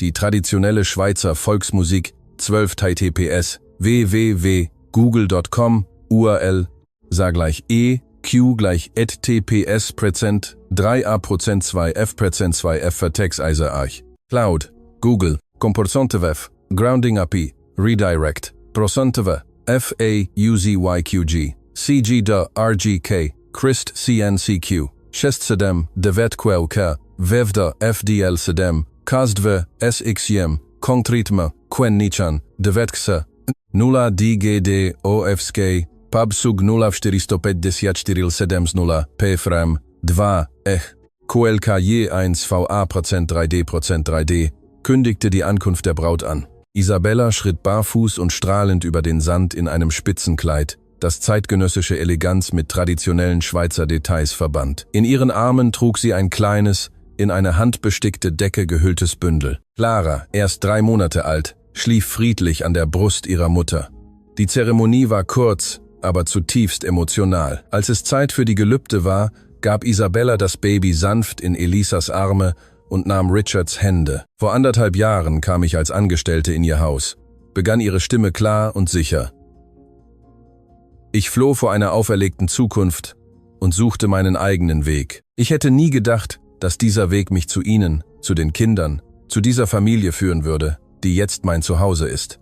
Richard drückte ihre Hände, sichtlich bewegt, und ich hätte nie gedacht, dass die Lösung dafür, dass meine Kinder ruhig schlafen, darin bestehen würde, die Liebe wiederzufinden, antwortete er. Du hast mir gezeigt, dass es zweite Chancen gibt, dass Glück kein Luxus, sondern ein Recht ist und dass manchmal das, was wir am meisten brauchen, von dort kommt, wo wir es am wenigsten erwarten. Als sie die Ringe tauschten, mit der etwas ungeschickten, aber enthusiastischen Hilfe der Zwillinge, zog Richard Isabella zu sich für den Kuss, der ihre Verbindung besiegeln würde. Als sie sich trennten, sahen beide die 3 Kinder an, die nun ihre Familie bildeten, die Zwillinge, die endlich die emotionale Sicherheit gefunden hatten, die sie so sehr brauchten, und die kleine Clara, das lebende Symbol ihrer Liebe. In dieser Nacht, nachdem die Gäste gegangen und die Kinder tief schliefen, betrachteten Richard und Isabella den Ozean von der Terrasse der Villa aus.